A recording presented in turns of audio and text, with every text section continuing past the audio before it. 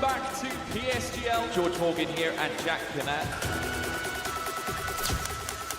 All the lights are currently lit here on track, and it is go, go, go! Contact through the Mercedes teammate. Denoso with a crafty manoeuvre up the inside. Masterclass from the Chilean. Crucial championship points on offer here. Do not count out Danny Berezne. Longe has done the job. This is for the win between these two. Freddie Rasmussen wins the United States Grand Prix. Alfie Butcher wins for the first time ever. Lucas Blakely takes the championship. It's Barry Bournemouth. Jarno Opmeer is your champion.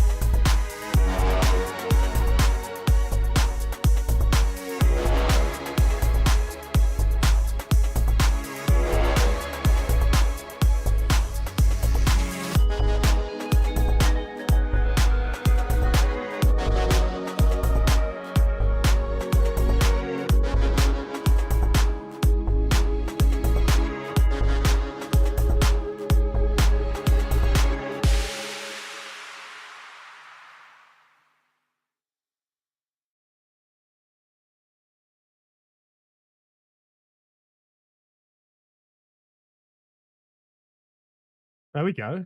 Yes, I did. I ran away. I had. It better be. I've not sat here and waited for a bunch of yapping to not be able to yap. This is my pinnacle of the week. I look forward to this. Oh, brilliant! That's all I need. No more Will Gibson comments. We're all absolutely sorted. Brilliant stuff. Right, while Nathan's sorting out his own audio and finding out why his microphone doesn't work, we have a fantastic Grand Prix coming up there tonight. we go. And of course, it's Montreal, it's Canada. And thankfully, Nathan's been able to plug his headset back in. Nathan, how you doing?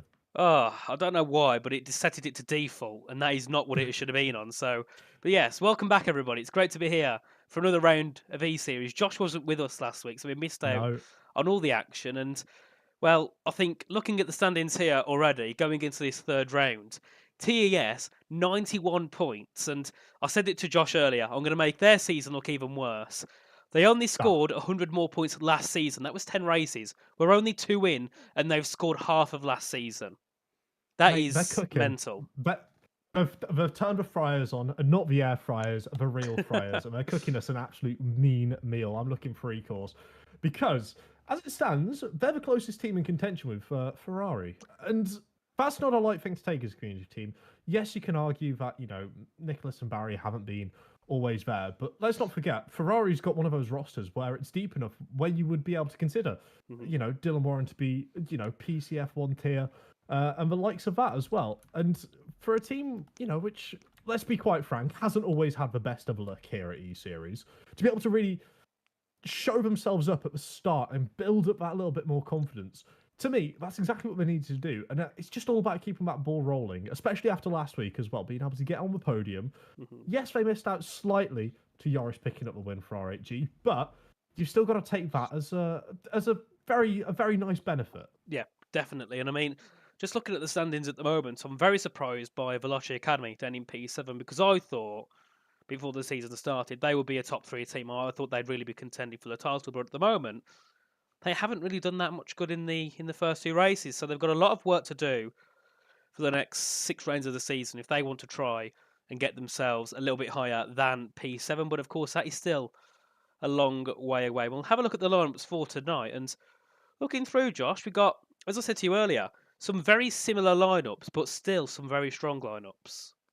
Yeah, again, you can look at these all day long, be able to cherry pick whichever drivers you feel like will be able to get through into Q3.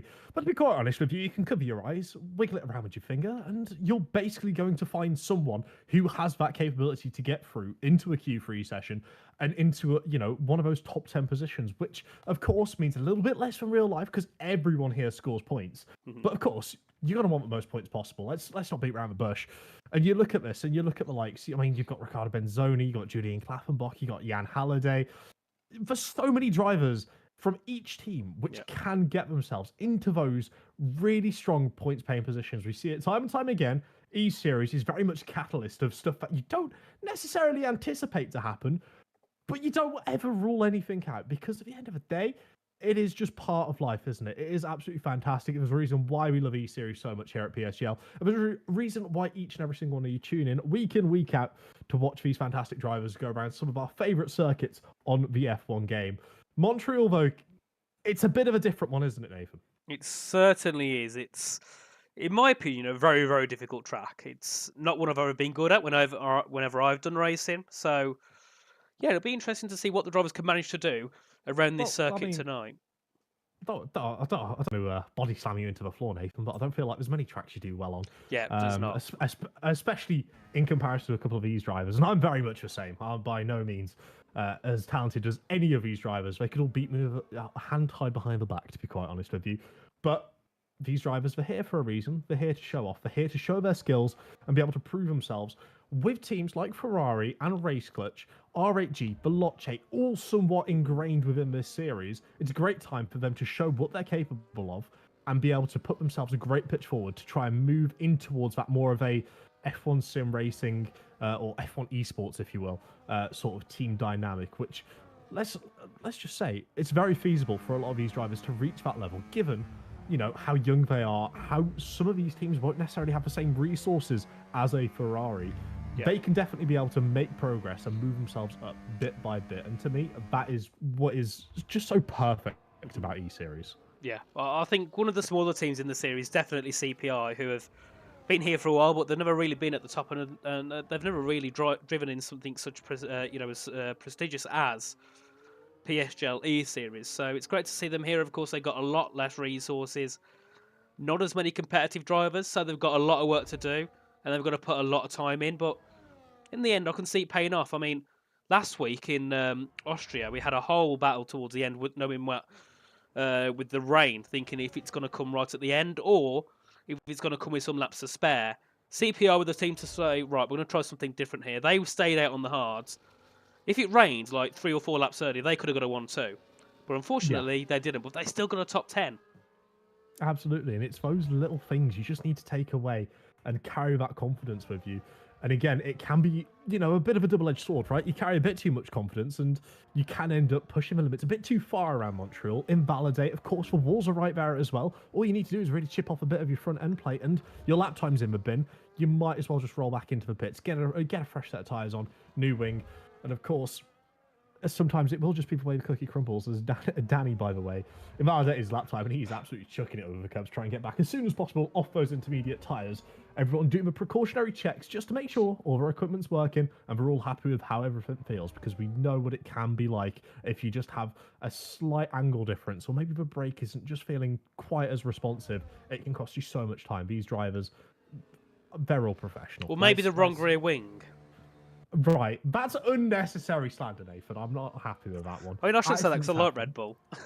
Yeah, exactly. You're a Red Bull fan. Speaking of which, I did see you last week wear the Ferrari jacket, and I didn't quite have time to check what jacket you're wearing today. I haven't got one. I've got a Birmingham City away shirt on, though. Oh, okay, never mind. Everyone's mudded. Oh, dear. Why is it? Birmingham City shirt, and he thinks he's massive. Deary me, boys. Deary me. Oh, don't say anything, because Will Gibson will start piping up soon. Nah, well, to be honest with you, mate, he deserves to pipe up. You are wearing a Birmingham City shirt. Yeah, but we did beat Will Gibson's team back in 2011.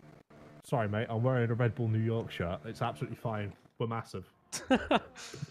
Yes, I mean, if Birmingham City was bigger than Red Bull, I'd be very surprised and probably thinking I'm in some other universe. Mate, just give it, 400 years? I reckon you'll catch up. 4,000 decades. And maybe Red Bull to go bankrupt. You never know. Anything can happen if you put Wayne Rooney in charge. That's something you found out the hard me. way. But thankfully, none of these teams have Wayne Rooney anywhere near them. The closest thing you'll probably ever see is David Beckham and Guild, but they're not here. Don't need to worry about drivers around the back of a grid. David Beckham and Guild? Yeah. Didn't know that existed. Yeah. He was part of Founders, mate. Was he? Yeah. Really? But we don't need to worry about that because we don't have any poor sim racing talent here. We've only got the absolute stellar drivers here for F1 24. Oh, I mean, I'm the stuff we excited. get up to, Josh, and the stuff we take about when Oh, we've got mate, absolutely nothing to do. Raucous. But we're driving out now on soft compound tyres, so we won't need to go into the intricacies of how many hamsters it takes to charge Formula One car for a lap. I have been doing a little bit of calculations as well with the new 2026 power units being 50-50. Believe it or not, it does take a little bit more hamsters to recharge your battery to full. But I'm sure we can dabble in that in a break if anyone wants to fall asleep, because of course we are, getting into those winter months. It is a little bit darker. Some of these drivers, they tend to race, windows open, a little bit of sunlight. But of course, that's not always going to be possible now, and it creates that little bit of a dynamic where will the drivers necessarily feel as comfortable as they did, let's say, for last season, for an example? Do they race with the lights on? Do they turn them off so they can only focus on their monitor? And it's all these sort of little things which all add up, which are outside of the game, and no one pays any attention to. Let's be quite honest. No one's sitting there wondering, oh, is Jan Halliday out there? Is he just driving in the pitch black darkness of his bedroom? He might be, but whatever works for him, works for him. And to me, that's probably the takeaway from a lot of these drivers. All of them, different lines, different patterns, different sort of methodologies of driving these cars. Of course, there is going to be one quickest way. We will find that out with pole position, but that is a hot minute away. We've got to wait until Q3 for that one, because at the moment, Q1, and it's looking very solid for Danny Van Ruyten. Danny Van Ruyten, he's what I call him. Danny Van Ruyten. Ruyten. It's wrong, because I know there's a specific way in Dutch to pronounce it, but I can't. It's like Ruyten, but I can't do it, and I'm not going to try. So Danny Van Ruyten works for me. Yeah, I'm not Dutch enough. We're not approaching that one. But Danny, on his first soft compound tyre lap, no invalidations yet, and he seems to have everything relatively under control. As soon as I say that, it's going to invalidate him with Lash Kane. But Wall of Champions should probably mention it. It is a feature of the circuit, right? Goes without saying. I'm going to ask you, Nathan, is anyone going to bing it into the wall, either in the race or in qualifying? Well, they call it the Wall of Champions, and there is one champion team here, which is Ferrari, so maybe they'll be the ones to do it. Oh, well done. Hit the wall, final corner in Q3. I'm not letting you put shade on TF10 Grandpa. Max Wiesel, he's a champion in my eyes. He's for everyone. Who doesn't like Max Wiesel? He's literally the legend of the community. He's also the oldest, but we'll ignore that part for a little bit longer. Okay, do you want to carry digging the shovel? Do you want to keep going? Do you want to keep going? It is a little bit harsh. Might need to do it pretty soon. Oh dear me! Right, he's got the Birmingham City shirt on, and he's turned into an absolute thug. That's what Topius has been able to do about lap time, getting himself there into the provisional pole position place. Very nice. Of course, it is a very nice lap. But with that being said, track conditions will get better over these qualifying sessions. It will improve over time. And I've just had a horrible looming thought that my microphone might be going quieter the more I speak. So I'm just going to try and preemptivate that before it even becomes a problem for you, Nathan. Right. So, Max, in the chat, is it Ruyten? Is that how you say it? Danny Van Ruyten? If it is, then I'll say that. If not, I'll say Ruyten, because I don't know how to say it. But if it's Ruyten, then I'll say it that way. If that makes anyone any happier, all the Dutch fans, because I know there's a lot of them here in PSGL E-Series. Always watching along. We've got many Dutch drivers as well on the grid. And of course, F1 home to the best Dutch driver and one of the best drivers ever in existence. That is going to be subject to controversy. No, I don't tend to like doing shout-outs, but Mr. V did a brilliant video earlier. Released it earlier today, actually, about the most mid F1 driver. If you don't mind spoilers, I will say it, and it was Marcus Ericsson. Just below mid was Jos Verstappen. Oh. So, that goes to show, if you are slightly below mid, don't worry, because your son can become one of the greatest of all time. Yeah, that works. That works. So Wayne Rooney's son is going to be a fantastic manager for you. You pronounce it like that, it's completely wrong. I've pronounced it 3 different ways, so... Max, come on. Stick to Danny for now. We'll stick to Danny. Split it up for us. Let us pronounce it properly. We want to get in on this. I mean, someone we won't... I was to say, Josh, someone we don't have to struggle with the name of is Dylan Warren, an absolute legend here. I was Oh. speaking to him earlier on, and he told me that out of 12 laps he completed, he only had 3 of them valid. So, but then again, Dylan said to me before every race he races, "Oh, I'm not good, I'm crap," but then ends up being on pole position or ends up getting like a podium. Boy. Hey, watch your language, mate. FIA might be coming through with a fine in a matter of moments. I know, yeah, 10k. But yeah, Dylan's one of those. He always plays himself down. He was even playing himself down to me earlier, saying he's barely done any race trim. He's only really dabbled in a little bit of qualifying an hour before the start. And it's one of those things where part of me wants to believe him because he is such a lovely young lad. He's always very open and talks very passionately about sim racing. But another part of me just wants to call him out for lying because he's clearly very, very talented. And I'm not sure whether you can be that good without doing practice or whether I'm just that washed. As we can see, Patrick Seepos there hopping up into P5 directly behind his teammate. So Ferrari, never mind, blocking out 5th and 6th on the grid. I'm glad I was able to wait for a moment before saying that. We did see Angelo there go up into P7 for Veloce Academy. We still got many more cars finishing their first runs. We've got the 2 R8G cars, I'd like to say as well. A big congratulations to Julian Klappenbach, who of course raced in the Racing Prodigy Series over the last weekend, and I believe got 2 podiums. So a big congrats to him as he goes top here in PSGL E-Series with a 107.777 ahead of Topias Koivunen for F1. That is promising, but also promising from Danny for CPI, P4. And at the moment, I believe CPI are bottom of the standings. So this is a much-needed result if they can carry this through to Q3. It's because we're butchering his surname so much. He's just gone, you know what? I've had enough of you guys. He's in chat. He's listening to the waffle, and he's like, you know what? Hang on. Josh, look at the chat. Max, yes. How am I meant to pronounce that? Like, to me, that makes no sense. Ruiwerton. What? Right, hold on. I'm cracking my butt, chat. Right. Donny van Rooten. Is that right? Sie können das nicht so uitspreken, bro. So couldn't that's for need so uitspreken, bro. There we are, Josh. That's how you do it. We got there. Got there eventually. So, just in case anyone ever wondered, we are the best bilingual commentators here at PSGL. We both speak one language. Sorry, no, I speak 2. I speak English and Birmingham. I think we both do, mate. Both fluent. It probably has a Alsnog. I think I said that right. I don't know. Oh my word. Telerina. Oh dear me. See, Q1 Speaking in tongues. Is that like anticlimactic at the start? We have nothing to do apart from just waffle along. So once we get to like the end of Q1, Q2 and Q3, then don't worry, it'll be a lot more serious and you'll actually know what's going on. But for now, there's nothing to talk about. It's the first laps in Q1. Ricardo Benzoni goes to P2. What a surprise for Veloce Academy. But the biggest surprise of them all, Josh, Lenny Pinta, P17. Not what you would expect from one of the race clutch drivers, especially Lenny. Very talented individual. We see it time and time again. We've seen it over and over here in E-Series. And of course, in the individual PSGL leagues as well. We see it quite often that he is a very talented driver. Down in P17 at the moment. It's not what you would expect. And you could also say a very similar thing for Tandem's driver of Sabo... I can't say it. Bench Shabakonyi. Shabakonyi. There we go. I could say the Konyi part. Shabo. But He's been here for so long. That's like calling me meek. It's not quite there. As Topias retires from the session, believing his 107.798 is safe. And to be quite honest with you, I would have to agree. It seems like a very strong lap time. He's 2 tenths clear of the likes of Angelo Dorotenzio, Patrick Seepos, Dylan Warren.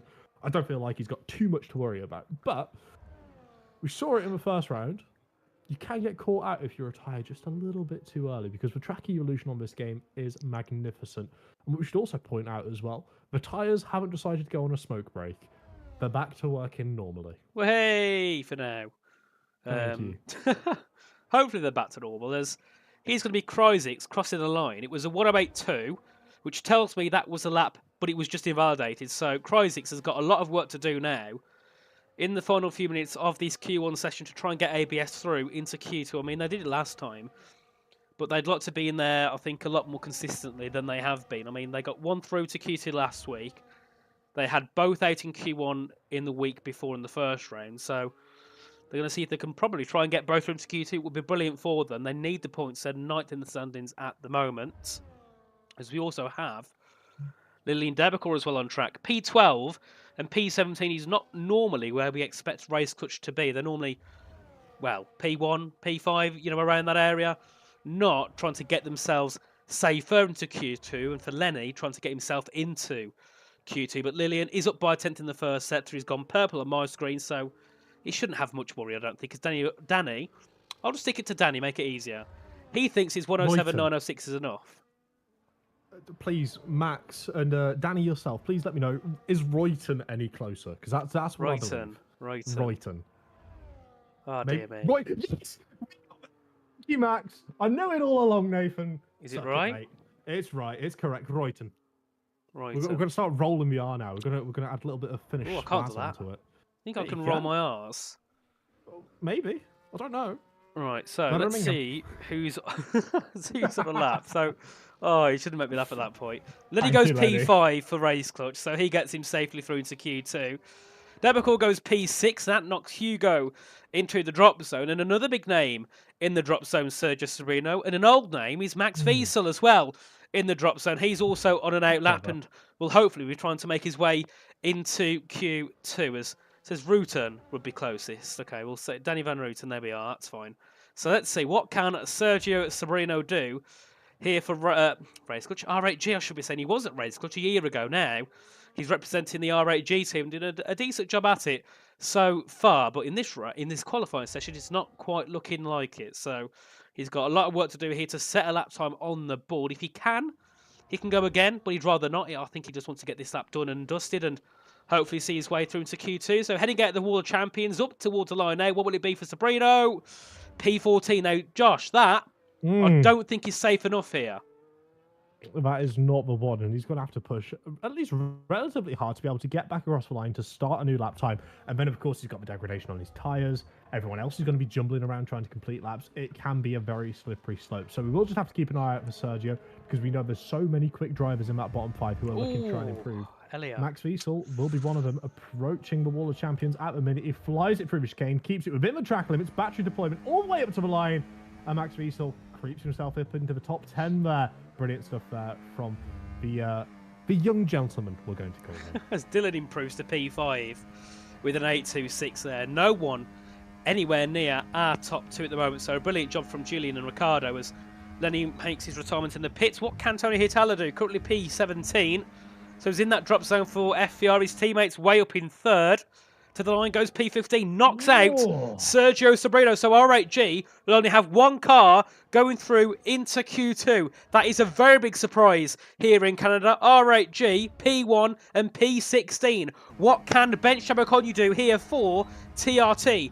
Tudor's P14 can Bench jump his way up into the Q2 session. I think he should do it quite easily. To the line he goes, and it's P14. Right on the cusp. Tony now is also out of the Q2 session. The 2 ABS cars are still having a chance here. Hugo's invalidated, but what can Krysix do here, Josh?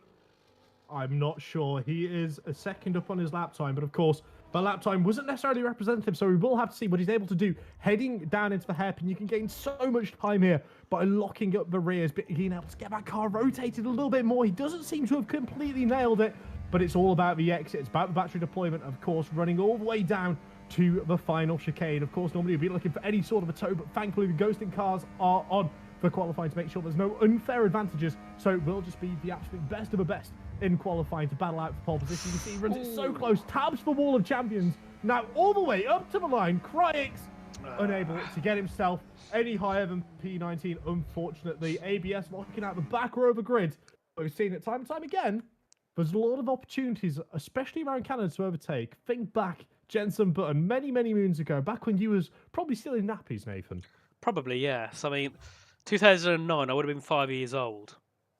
But look at the gaps there, Josh. The top 7, 80 thousandths of a second. The top 13, just over 2 tenths. And we've got 8 different teams in the top 10 out of Q1. So we could have a really competitive Q2 and Q3 session. And just look at the drivers that are going through to Q2 here. You could not name one driver that should be out of Q2. Never mind 5, because 5 drivers will be out in the next session. But I can't name anyone who shouldn't be in Q3 here. They should all be. So this is going to be such a good qualifying session, Josh. I mean, from what we've seen so far, this might be one of the best we've seen for a long time. And of course it's Montreal. Of course it's Canada. It's a great place. It's a great track. Always creates exciting races. And now, because everyone's in equal cars, everyone's able to show themselves in the sort of light they want to be shown in. It creates for these very tense, very awkward qualifying where you never really know what's going to happen. It's not exactly as if, you can expect a Mercedes to go run away or a Red Bull to go run away or a Ferrari to go run away. Because at the end of the day, all these drivers, they all share the exact same chassis, exact same sort of rules apply to them. It's all about how they're able to dial the setup and be able to maximize what they do out on the circuit. And to me, it's just an added bonus here at E-Series. All these drivers so competitive, so hungry to be able to prove themselves as the very best, both in the community and be able to push themselves into that pro spotlight where we know so many drivers, as you've already said, they've got the potential to do so. Yeah, they certainly have, as we have a few more cars heading out to track here for the first runs in the Q2 session. The first one being Nelson Alves here for TES, of course, recently joining the Williams Esports team as a development driver, along with Tope or Topias Kuivanen for FVR. So those two recently jumping up into development spots and doing a very good job on pace here for TES and FVR. So there's no surprise in the world that they're racing for Williams Esports, who unfortunately didn't make it this season. Of course, were our champions back in Season 1, and it was by over 100 points. And of course, after Season 4, they decided not to continue racing in E-Series, so it's unfortunate that they're not here. So luckily, Patrick has got back into the session, so he can still continue qualifying here for Ferrari. And I was speaking to Dylan earlier, and he did say that Patrick hasn't done much racing since last season's Canada here in E-Series, and that is a long time ago, a couple of months at least. But he's still fresh with a track, right? We can call that fresh with a track. If he's not done any other tracks, he should be very well brushed up on this one, especially considering from last year's game to this year's game, only slight changes have happened because there's been no change in the big regs. So I'm excited to see what he's going to be able to do. I'm sure he's going to be locking in. I'm sure he's going to be trying his absolute best. I've seen him over in iRacing, cracking into the F4 championship over there. I want to see what he's going to be able to cook up here, back on the F1 game. Of course, it's a little step down from reality in comparison to iRacing, but the same sort of logic applies. How you drive the car is very similar. How you're able to somewhat feel and anticipate what the car's going to do. It'll just have to get back into that learning rhythm. And so far, he's already made it out of Q1, so it's a good sign of things to come later on in this race. It certainly is. We're just going to pop on board here with Lenny Papinta, currently in P9, but of course has not set a lap yet in the session. Neither has anyone at the moment, so it means nothing where he is at the moment on the board. So just heading his way through into this horrible chicane. I hate it because the invalidations are really, really harsh, and also it's just, you're going to carry so much minimum speed through without bouncing too much on the curbs. It's a difficult track. You've got to be you're going to have very good technical and mechanical skill at this circuit. Some of them are a lot easier, like Las Vegas, very easy.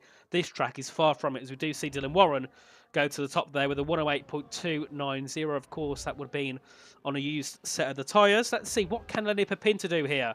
As Max Wiesel goes fastest there with a 107.884. Danny goes into P2, Julian into P4, and Lenny goes into third place there, just ahead of Dylan Warren. What about Lillian Derbacourt? Goes up into P5, just behind Dylan Warren. So for now, Dylan's in an RC sandwich, and let's see, what can Topias Kuivanen do on this lap? It's all going to come down to how he's going to be able to navigate this little bit of a distraction in front of him. Of course, not definitive traffic, because he can just go straight through him, but you've still got to remember, these drivers are so sensitive to everything they see on their screen, it can put them off, especially heading into a braking point. You see the car moving out of the way there, showing very nice courtesy for Topias here to be able to try and crack himself in towards a lap. You see him sliding through the chicane. Brilliant stuff there, being able to get the car rotated in and lose speed without having to necessarily brake and just scrubbing that speed off on the tyres before approaching the hairpin. You've got to see a very similar thing here, getting the car rotated, slowing down before trying to get on the power as soon as possible, deploying the battery all the way back down this rear straight, with the DRS now being wide open, trying to channel himself all the way down to be able to pick out that perfect braking point. I believe that's an R8G car, Julian there, diving it back into the pits. That won't be a distraction for him. He flicks it over left, over right, tap on the wall. Very aggressive, but he's able to keep the speed maintained. He's going to come up towards the line here. And a 107.756. All I'm saying, I would not like to be a steward for this race, because at the end of the day, if they tap a wall, should it be invalidated? That's a question I'm going to pose to chat and to you, Nathan, as well. No. Unless you get a physical advantage in terms of straight line speed. Like we had in Baku last season, Rome 1. We had a few people have their lap times. I think it was Tycho Hardy. Don't ask why I remember this, but it was Tycho Hardy, I think, clattered the wall at turn 16 and gained tenths down the straight. Here, you tap the wall, you're most likely going to lose something. You're not really going to get much of a gain. You've not got a massive straight. You've got a small dash to the line. So I don't think it's really much of an issue if you do hit the wall. But yeah, Topius looking very strong here for FVR. I've seen that hasn't ever done much here at E-Series. They've kind of just been here and never really achieved much. So it's great to see them here at the top and looking to try and get a pole position, because at the moment there's no one that's been as consistent as Topius here in this session. He nearly spins the car heading into the hairpin. Just drifting. I think he's still in low fuel mode. He knows the camera's on him. He wants to show off a little bit because everyone's gone back into the pits, a new set of tyres, presumably, before they all roll back out to try and improve their lap times, or at least get a lap time on the board for those of which who have invalidated. And of course, both were Ferrari drivers coming out in tandem. Dylan Moran leading the way, followed by Patrick behind. Now, to me, we know how strong Ferrari are. We know they're brilliant at teamwork.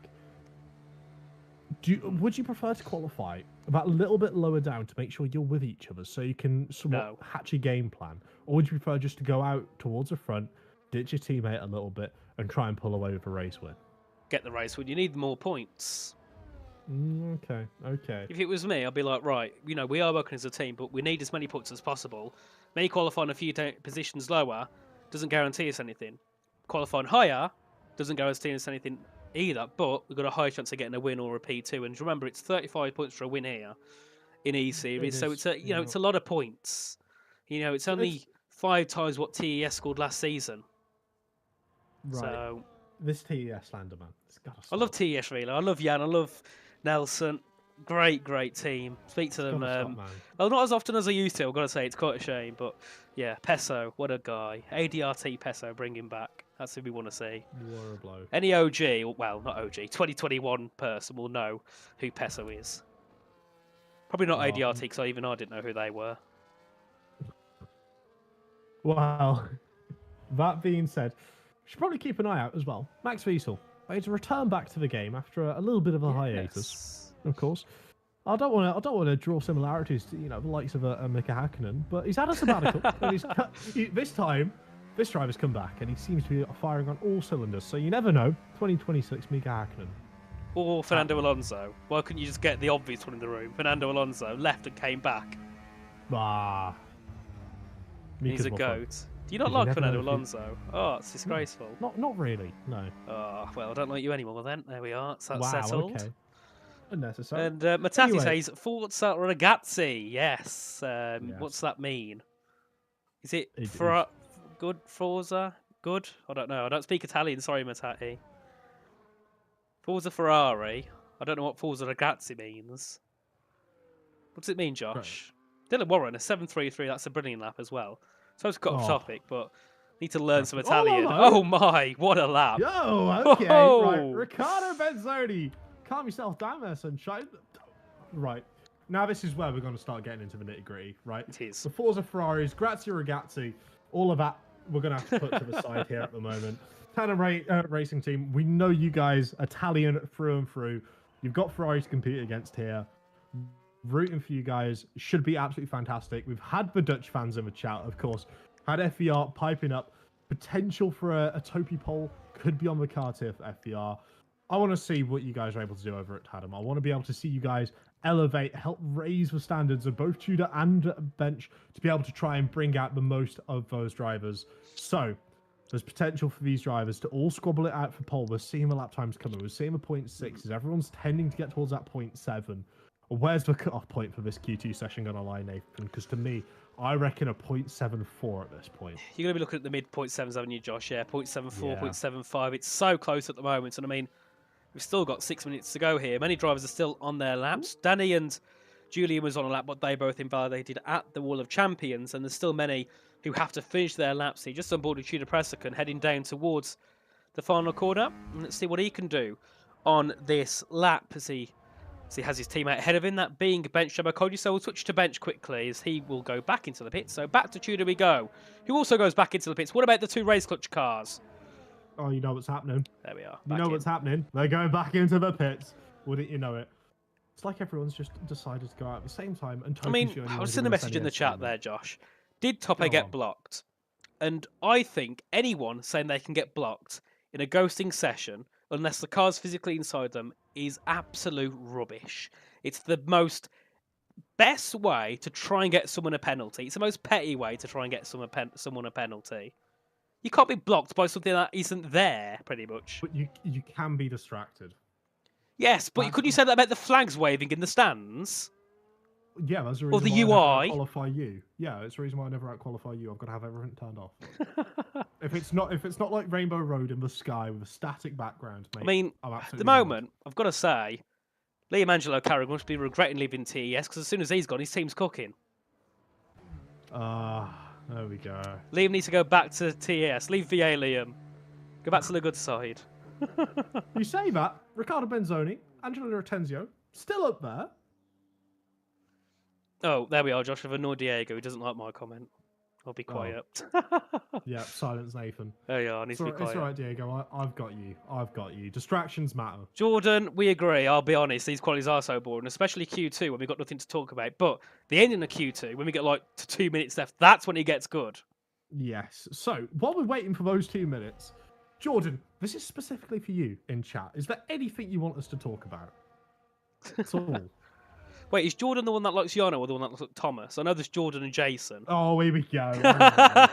He doesn't know. Okay, right. Which one is it, Josh? There's background lore here. There is background lore. Jordan absolutely loves Yano. I've heard he's the biggest Yano fan in the world. Oh, is he?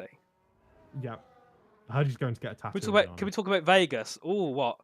I mean, Josh doesn't want to, though, because the team he works for is currently P17 and P19. I mean, I love the team as well, but... Oh, it's not fine. Good. What is that track? Swings and roundabouts. What is that Swings track? and roundabouts. It's a pig. The track is literally just a pig. Yeah. I'm convinced of it. But we got Julian prepping his tyres here, giving us a little shake and bake down the back straight before looking to try and crack on with a lap. In P14, we know that's not where Julian belongs. We know he's a very talented driver. He's proven it time and time again. Of course, to the point where some people thought he was cheating, but he's shown it once again. And of course, now in real life as well, that he is a phenomenal driver and he will be looking to try and maximise every millimetre of this circuit to try and get himself up into that top 3 and potentially into a provisional pole here in Q2. Of course, it won't matter once we go into Q3, but it's all about getting to that Q3, which is going to be oh so crucial for Mr. Clapperbock. It certainly will, as of course, on a lap that was set on the very used tyres at 109.2, nowhere near what it should be on in terms of pace. So hopefully this lap will be it here for Julian and he can make his way through into Q3. If not, there's still 2.5 minutes to go, so he can go again if needed be, but I don't think he really wants to. I think he just wants to kind of get this lap done and head his way into Q3 and hopefully try and take pole position for RHG. Of course, his teammate Sergio, who we love very much, unfortunately, down in P17. Riccardo Enzoni for Veloci Academy on his 6.15 says, I'm fine with that time. That should see me safely through to Q3. I think we can all agree with Benza as well. That is more than enough to go through into Q3. But what can Julian do here? Doesn't invalidate this time around.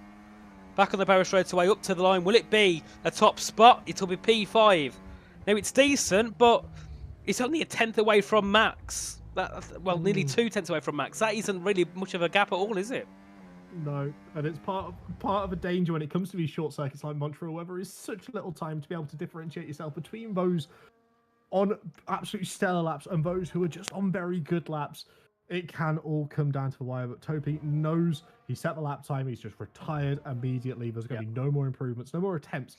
Matching lap time with Jan Halliday, who of course set it earlier in the session, so we can expect the TES to be able to improve on their lap times. Maybe even the likes of... I want to say as far as Danny could potentially be looking to try and jump him here. It's going to be close. It's going to be very close. And Patrick with a massive slide heading out of turn 9. That was a really good slide. No, a really good save from a massive slide. That could be his lap done. He's got over a minute to go in the session. And if Patrick doesn't get through to Q2, that is certainly not good at all for Ferrari, of course. TES, who are 4 points behind in the standings, currently sit second and third. Ferrari sit P6 and P15. What can Patrick do? Can he get a lap to get into Q3 as he heads his way now? Up to the line. What will it be for Patrick Cepas? He's out. P13 Ferrari have got a driver out in Q2. That is a blow and a half to Patrick, isn't it? I was thinking maybe he's going to chuck it back onto Harvest, do a little bit of brake driving. Max Wiesel. Oh my word. He's back, and he's not come back light-hearted, has he? He wants this. He wants this win. around Canada. Of course, last time out, a little unfortunate, but he's looking very hungry. He certainly is. I love a bit of Max Feasel. I think everyone does. What a guy he is. And Nelson knows, yeah, I'm safe. I'm going to retire. Why not? Jan Halliday goes back into the pits. Now let's see who's going to be finding their way through into Q3, because Race Clutch are not in a good position at all. P10, P11. Dylan Moran goes up into third for Ferrari. Julian's P7. He could be in danger. Tudor goes up into P7. He could be through as well. Into Q3. Ben Shamakonyi only goes P10. That might not be safe enough here, because we've still got the 2 Race Clutch cars to go. And I believe Jerry Van Bustle, as we head our way down into turn 10 here with Lenny Papinta. His teammates behind him, so we'll stick on with Lenny just for now. L'Angelo, he's also going to be out in Q2 because he has had an invalidation. Patrick, as we know, will be starting no higher than P14, but it's down here to the 2 Race Clutch cars, of course, runners up last season. Lenny is always fine in qualifying. Can he make his way through into Q3? It will be a big loss if he can't. Lenny Papinta heading now up to the line. What will it be for Race Clutch? P12! Lenny's out of qualifying. What can his teammate do? Can Lillian make his way through into Q3? Yes, he can. It's going to be P7, and now Benjamin Makonyi is in the drop zone. There's nothing he can do about that, and we do see a CPI car through into Q3. Daddy Van Router. That's what we're going to call him. He's not a Virgin Media. He's not a BT box. He is absolutely flying. P10. Brilliant stuff there from Dan to sneak himself through into Q3. And the way things are being going. Josh, you got it right. Mate. You said 0.74. The cutoff was a 0.74. Mate, what can I say? I'm a natural. Where's Yona Martins? Eat your heart out. But no, absolutely brilliant stuff there from all the drivers getting through. I feel like it should No, probably Josh. It should be mentioned. TES, if I'm not mistaken, Bev, the only team with 2 9 drivers teams through into Q3. 9 teams into Q3. I don't think we've seen that ever in E-Series, or at least we don't see it very often. Let's get cooking. A tenth and a half. Let's get cooking. Josh, a tenth and a half of the top 10. 1.7 tenths would have seen you out of Q2. And I think that shows that there's no, pace loss for Angelo or Bench. It was just they wasn't within 14 to 25 thousandths of what they needed to go through into the Q3 session. A big shame indeed for them. But CPI, Danny Van Roosen goes up into P10. He will get himself a Q3 spot. I'm sure they'll be very happy with that. But also, Judah Presican as well for TRT. A really good result. Brilliant stuff there from a driver, which I'm not sure about you, Nathan. I'm not altogether familiar with his game, but I am certainly learning it at this moment in time, because that was an absolutely stellar job in qualifying. Let's not start winding it up, right? Okay, yeah, the clouds have come out, but that, of course, doesn't necessarily mean rain. No, it could do. No, hopefully, yes. We need rain. Rain in qualifying is brilliant. No, we'll keep it dry. Keep it dry for a moment. Lap 1, a little sprinkling of rain. Lap 2, just make it bone dry again. That's fair. Yeah, we need some changing conditions. We do have cars out instantly here. Lillian Derricourt making it through for Race Clutch, and we didn't see Lenny Papinta make his way into Q3. A big surprise. Normally, Lenny's one of those that you can pretty much guarantee 1-1 at the bookies to make his way into Q3. This time, not going to be happening. So Race Clutch have got a lot of work to do. And a message from Yoda in the chat saying Aston and Williams leaving E-Series was the best thing that could happen for TES. Oh, it is. If it didn't, and Aston and Williams are still here, oh my God, that team would be having a bit of a struggle. But Nelson and Jan, 2 brilliant drivers who have just, I think, exceeded expectations. I mean, I expected them to do well, but I think they've exceeded what everybody thought they could do.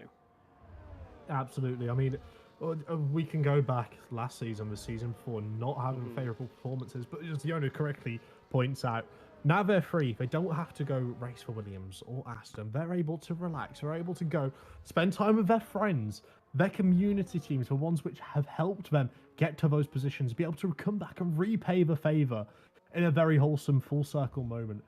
As, well, believe it or not, these drivers are going to be looking to try and do some full circles in a matter of seconds. Presumably on a scrub set of soft compound tyres, because I do believe you can get free hot laps around here if you are quick enough. Hence why everyone's come out of the pits as soon as possible, and hence why Lillian's going to be leading the pack here over the line for a daring charge heading down into turn 1. Of course, and as we presume, everybody, I would imagine, will be on a set of these tyres. Obviously, don't quote me on it, just in case they are not. We'll see here. What can Lillian Dabicourt do? Heading through the first set, and just throwing the car in, trying not to hit the wall. Slight tap on the wall on the exit of turn 4 and now heading down to turn number 6. Gets the car turned in, hops the curb on the inside on both parts of the chicane and then back on the pad. We're heading now down towards turn 7, of course, having some of that DRS to use into this next part of the circuit. Get the car thrown in, and I think at some points, chicanes like this, you've just got to chuck the car in and hope for the best and hope you don't get an invalidation or a spin. A 40.3 is going to be his first and second set to split. Let's see what Lillian can do now in the final sector. Not much to do in sector 3 apart from take one chicane. But Josh, it's not an easy chicane at all, is it? No, it's an awkward one. We've seen it time and time again. Bumps, curbs, you name it. Other drivers, we've seen it time and time again. Drivers trying to push it a little bit too hard through there. Clouting the ball, losing a little bit of time all the way on the run down towards the line. Keeping it over towards the right-hand side. And Lillian there puts in a 1:07.7. Brilliant stuff there from Lillian. But that being said, Riccardo Penzoni. What a lap. Go outside. That is ridiculous. A 4.36. That must be on new tyres, surely. I'd be, I'd be questioning things if it wasn't. So that's for sure. I'd be wondering where he's got the PVA glue from. That is ridiculous. I heard that, Josh. The F came out, but the rest of it didn't, so we're safe. That was, what a lap time. Great. 4.36. That'll be a lap to contend with. Max Wiesel, P6, but it was a run that he wasn't bothered about completing, I don't think. And if we had the issue again, yes, Dylan's car's gone black. He did it before. He did it last week. Mate. It's still that scarlet, red, and yellow. For me, it's burgundy. Pretty much black. That's not burgundy. I'm watching the stream at the minute. What is it then? Black. Oh. Well, like hair. He did it last week as well in Austria. I don't understand it at all. Connor mentioned it as well, and I think it was also Yoda who mentioned it. Not going to laugh at Max's hashtag. Not going to laugh at that either. No. It happens. Right, so Max Wiesel is 2.7 seconds upon his lap. Did Max do a double out lap possibly on his run to see if he can make that still work? got battery. Or will he go back into the pits? I'm not sure. He's got battery. He's looking to deploy it, heading down in towards that final chicane. Before approaching, of course, Wall of Champions. See if he picks his breaking point. He does. He gets the car flicked in. Oh, is he beautifully over the validated? curbs. Left a little bit too much on the inside there, didn't he? Calls that invalidation. He had a little bit more to play with on the outside, but a 1:07.8, considering he would have lost a little bit of time as well from the way he clung for curb and not using the full limits of the track. That's on a used set of tyres. We could very much be looking at potential 0.5, 0.6 there for Max. Yeah, could have been, definitely. A big shame there for Max Wiesel, who's currently P7. We do have Nelson Alves here on an out lap. Going to start a lap now. We'll see what he can do for his first run here in Q3. And then, of course, Danny and Dylan yet without a lap as well in this session. So they need to go back out again very shortly to try and get something on the board. But that lap there from Benza is going to be really hard to compete with there. A 4.36 is 0.3 quicker than Jan Halliday, who's got the exact same time as Topias Koivunen, who's also done such a good job here for FVR. Canada must be his track here, because FVR first 2 rounds, nowhere. Canada, we got a P3 provisionally, which is the same lap as P2. I don't want to say anything, but Nelson Alves just set a purple first sector. Well, we'll see what he can do on this lap. It could certainly be a provisional pole here if Nelson can hook up the second and third sector. But guys, 6 minutes to go in the session. We've got 9 teams in Q3. TES, the only one with 2 drivers to make it through into the final part of qualifying. Let us know who you think will take pole position. Josh, who's it going to be? I feel like you can't say against Benza at this point, can you? Phenomenal lap time. Presumably going to go out on another fresh set of tyres and be able to try and improve that with a little bit of track evolution. He might have got a little bit fortunate as we see Nelson Alves invalidate in the final chicane. Unfortunate for Nelson, he comes up towards the line. 1:07.8, but I don't think you can choose against Benzoni at this point. See, Josh. Ridiculous lap Oh, it's time. raining! Oh my word. Oh my, it's raining! Right, in case you guys thought... Is it? Q1 session, It is, isn't it? I can see... Oh, it's something's raining! dribbling. Right, you're not dribbling. It is raining, I can confirm. Oh, Josh, you didn't have to do that to me. I mean, do you know what the bad thing is, though, Josh? This means most likely Riccardo Benzoni is going to get pole. Last week, I predicted correctly Nelson Alves to get pole. This week, you predicted Riccardo Benzoni to get pole. The commentator's curse, I think we've broken it fully. I think we've done the inevitable. So you're telling me if I say Patrick Sipos is going to go from being out in Q2 to winning a race by 40 seconds, it's going to happen? No, because we need to be realistic. 20 seconds? No. 5, maybe. 5. 5 and a push. Oh, and Domizy. The DRS is going to be enabled. Whether it's going to rain for the race adds a whole different ball game. A lot of these drivers, I would have dialed in their dry setups, but of course, no opportunity to go, wet weather running unless you go into a private lobby. Potential for it to be a little bit awkward out there for a couple of these drivers, especially for those who haven't set a lap. Julian, though, Josh, is up in the first sector. Dylan's just set purple second sector. I don't believe that. Yeah, but I don't write. The map is stupid. I ignore it every time. The map is silly. It's silly, goofy. It has its moments. It's just a track map at the end of the day. You can There's a reason why we turn it off. Julian's just sliding everywhere. You can see the track starting to lose its grip. Julian is going to be down by 2.5 tenths. What a surprise, it's raining. I shouldn't have expected anything different there. What can Dylan Warren do? To the line. Goes P7 ahead of Max Wiesel. Max will have to go again. He's on a 113. He could possibly jump Dylan Warren if he can get into the high 1/8. But Domizy not happy with what's happened in qualifying. Kian Golden says, this is crazy. Look, Kian, we know it's the craziest thing ever, isn't it? Oh, that was the most sexy thing ever. I'm never going to do that again. Oh my word, there's water! Oh my! Who would have saw it at Montreal? Oh Come on, we're literally in a lake. Kian Goldendarp. Violation right there, Liam. I would be happy about it if I was Kian. Keen Goodendarp. Get out. What's in the crazy? I know, Nevio. What is happening? We've got rain. Rain?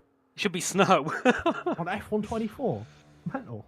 Oh, mate, don't. Imagine the scenes as we do see Max Wiesel absolutely sending it, by the way. Let's see. He's looking to try and get any sort of position. He's up on his time. Yes, he's up again. Come on, Max. Pole position. Go on. No, not going to happen. No, I reckon if we get the hair dries out from the final corner and he just misses it. So the mad part is, though, Josh, if he can get P7, that would mean he was the same gap of Hamilton to Max. 2 seconds. You're not going to respond? Ah. No, my brain's Max empty. goes P9 at 109.922 and Leonardo. You're talking about practice. I've never ever seen Leo Risotto be called Leonardo. Leonardo Risotto says, how are we on pole? Because Benza is, well, first of all, lucky. Second of all, he's something else with a 0.436. So that is a brilliant lap. Brilliant lap indeed. End of the day, it's a ridiculous lap. TF10 bias. Josh, I think we all know there's TF10 bias with us too, isn't there? Absolutely. I mean, there's Max Wiesel bias, don't get me wrong, but TF10, no. But we all bias to Max Wiesel. If you're not biased to Max Wiesel, get out. Like genuinely, just leave the stream. Like he is. So Q3's over in the most anticlimactic moment ever. It rains. No one improves. P2 and P3 have the exact same lap time, and I feel for Topias because he should be on the front row with his lap, but Yango did it first, and that's the thing that matters. And you consider it at that point, right? If the track did start to rain on Topias's lap, he would have technically had a worse surface to drive. I just saw. Yes. We have definitely broken the comms curse. You know why? I said at the start, is it going to rain? Probably. I have no telemetry, so we've broke it. We've genuinely broke it. There we are. That's it, guys. Chat. If there's anything you guys want us to say to happen, just let us know. Like let what? Us know, we'll saying Birmingham City are going to win tomorrow. Who are you playing? Shrewsbury Town. If you don't win, I'm going to be disappointed. I'll say that much. I think we've got a higher chance, though, Josh. I think we've got a higher chance of Patrick Epos winning by 40 seconds than we have of Shrewsbury beating Birmingham. And I hope there's no Shrewsbury fans in here. Never. I know they've got a very small fan base, which consists of about 2 people, but you never know. Oh, dear me. Yeah. God. Josh, we need to stop yapping, don't we? There's stuff we talk about on here. I mean, everyone knows all about our personal lives. What are we supposed to talk about at this point? Nelson Navas is just going around slaying at the moment. Driving. He doesn't care. He's drifting. He's having a bit You know what? Because he's doing that, we're not going to give him airtime. No. We're just going to look at the pits. You're horrible. There we are. You're absolutely horrible. Just looking at the pits. There we are. For 25 seconds. While you were showing the pits, he just did a perfect 360 and continued.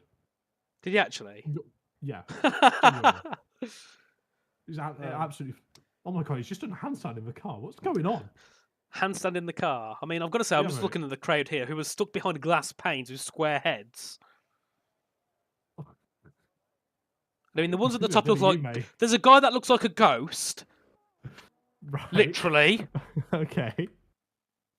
Oh, anyway, we've made it. We made it to the end of qualifying, guys. Thank you all Way. for sticking with us and for our shenanigans and raucous conversations.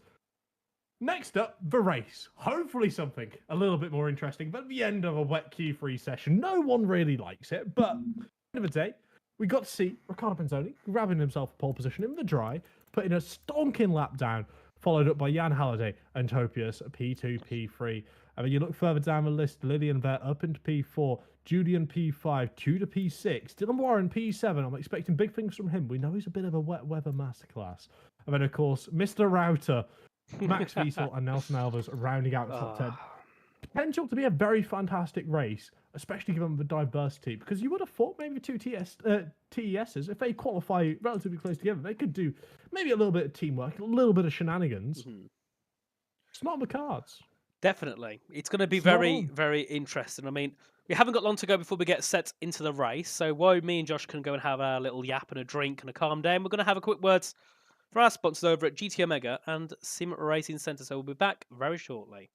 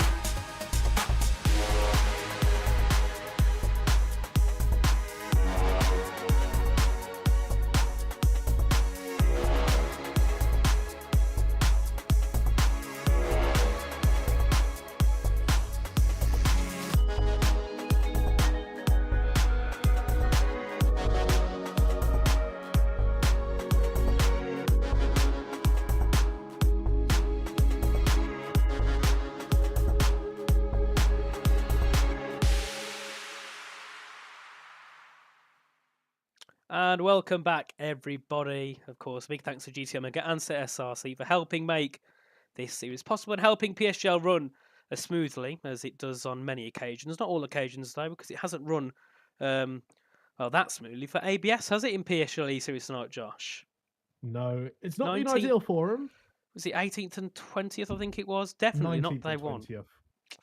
Not ideal. Back row lockout, but that being said, potential to work together to try and hack away through the field to get in towards that top 10. Yeah.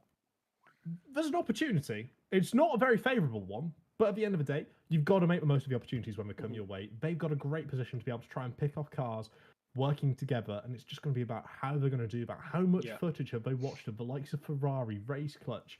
I mean, even Rebel from last season as well, Williams seasons before that, working well together to be able to somewhat, I don't want to say put themselves in an advantageous position, because at the end of the day, they're still towards the back of the grid, but help them get towards more of a relative position that they'll be happier with in the long haul. It's going to be an interesting one. It could certainly be very spicy as well, with a little bit of weather mixed in, of course. Yeah.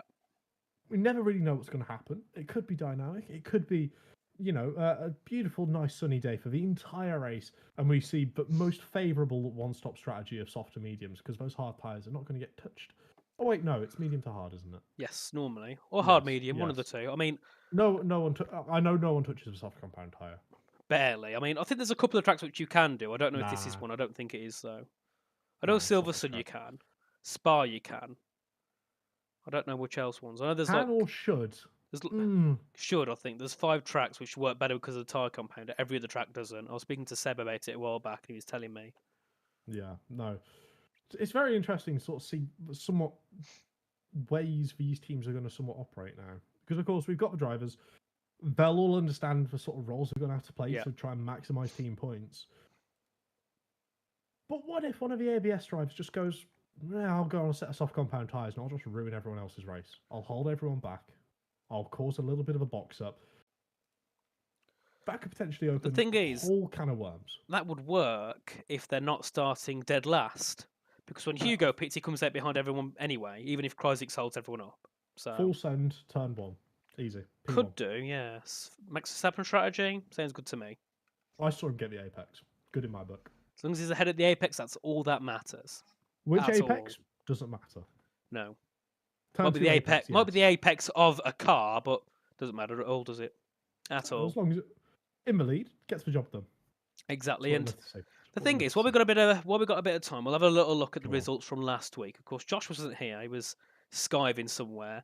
I was here, joined by the wonderful Chris Buxton, and we got to see another masterclass from TES. But also, Joris Krozen, brilliant, got the victory for RHG ahead of Nelson Alves and John Evans onto the podium for Ferrari, as reliable as he always is.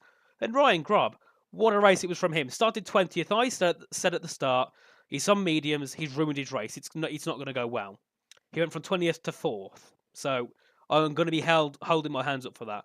We had Ben Shabakoni in the top 5. Benza, P6, who of course is on pole for this race. And we had the 2 race clutches, Dylan Warren and Max Wiesel in the top 10. So both the TF10 finished in the top 10, unfortunately. One of them starts P9, the other one starts staying in 18th place here today. So it was a really good race out in Austria. And of course, we're here today at Canada, which is going to be a really, really good race as well. I do imagine. And looking at the standings as well, Josh, the top 2, very good, 95 to 91. But then you look back and we do see little groups forming. So we got TF10 Race Clutch, 3 points apart. Tatum and Veloce, 5 points apart. CPI, ABS and FVR, 9 points apart. So we're getting little groups forming, aren't we? Mate, all I'm saying, FBR, skyrocket. Do you reckon? They're going to the moon. Yeah, I'm expecting P5 in the standings after this race. P5. I can feel it. I can feel it in my bones. That might just be because I've got a cold coming, but I can feel something in my bones. And I'm hoping it's going to be FVR having a storming race up towards that somewhat mid-pack, as you've already labelled. But won't be too much waffling. Don't you worry, guys. We are going to be getting into the race in a matter of moments. Grid's all been sorted, thanks to our lovely host, Dylan Warren. Again, absolute top bloke. Definitely. He's done it so well as in the session. Gets us in, tells us to retire, and we go. Instead of all that retiring and then leaving the session, then making a new one, Dylan just tells everyone to retire, sorts out the grid, and boom, we get going. So we're going to move to the gameplay grid. And Josh, you have the honours of taking us down to turn 1 and what could be a very chaotic race start when everyone loads in. So, as everyone knows in sim racing, you can win it all at turn 1. I'm expecting 20 drivers to break 5 meters before the apex. Absolutely full send it. Maybe see a couple drivers just completely cut turn 2, decide to go through that little shallow route over the grass. Maybe a little bit of lawn mowing, but we can see once again the clouds look very similar to what they did in qualifying. Yeah, that's all I'm gonna. We're just gonna put that little picture there. We're not gonna paint it to be absolutely chucking it down with rain or misery. It's going to be lovely. The sun's going to come out later on. I'm sure there's going to be absolutely no reason why we were going to look back at these words and think, he's a bit of an idiot, isn't he? It was always going to rain. Well, let's see what the weather's going to do, because it'll be very interesting. I can't wait to see what happens. If we got a bit of rain towards the end, that would really spice things up. And we have had confirmation from Mr. Dylan, cleared the whole race. So there we are. Nothing lovely interesting. Stuff. Dylan, honestly, man of the people. Just in case any of these drivers... We have got a mixture of tyres, though, Josh, I've got to say. Oh, here we go. Here we go. I cannot wait. But we don't have to wait much longer. We've got the 5 red lights on now. And it's lights out here for round 3 of E-Series. We can see all the drivers now storming it down into turn 1. Ricardo Benzoni maintains his lead. Topi looking to try and get himself around the outside at turn 2, but Jan Halliday is not going to take that one anytime soon. We've got Dylan Warren slightly further back, trying to make a couple moves, but the car's jittering all over the place, looking to try and gain any sort of ground they can. Looking to try and push cars, maybe too wide, heading through this awkward, complex, winding part at the end of the first sector. Very late on the brakes there from Nelson Alves to try and get it down the inside.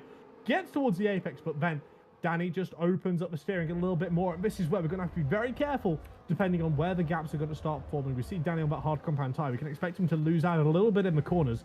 But as far as everything's going so far, those drivers towards the top end of the front with the likes of Lillian and Julian already on that hard compound time, done exactly what they need to do. Just keep it clean, don't get in any fights, and just focus on yourself. As we get, see, four wide in towards a hairpin, towards a back. Patrick Seaposs there getting himself caught up in a little bit of a ding-dong battle. Look at this. But that's already the end of lap 1. Of course, 35 laps around here. It's a very short circuit, but that doesn't mean we're going to be starved of any form of entertainment here.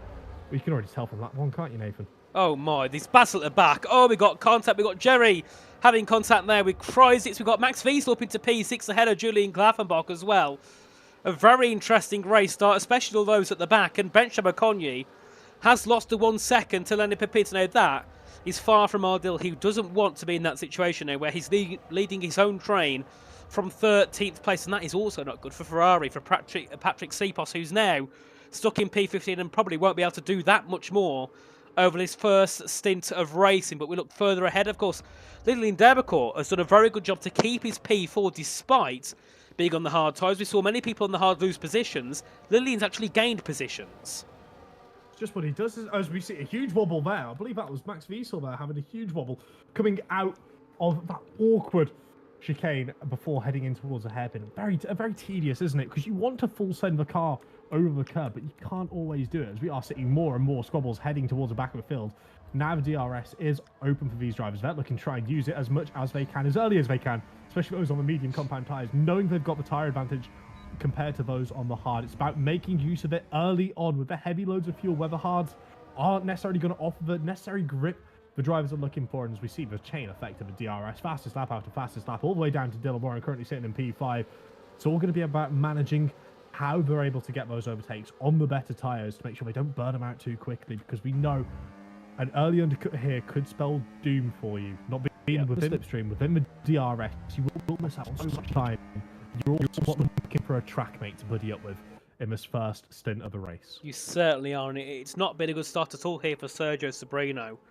Dropped into P18, obviously started 17th, and I was lost time and under pressure here heavily from Jerry Van Bussel. So R8G, well, especially Sergio, not enjoying this one, but Julian's doing a much finer job up in P7 at the moment, of course, on the harder compound, hence why he's not right on the back of Max Wiesel at every opportunity, because his tyres for now will be the worse tyre. As we do see Lenny pass Danny as they head their way now down to the chicane at the Wall of Champions, and P9 out for Lenny Pepito doing a decent recovery after being out in Q2 in P13.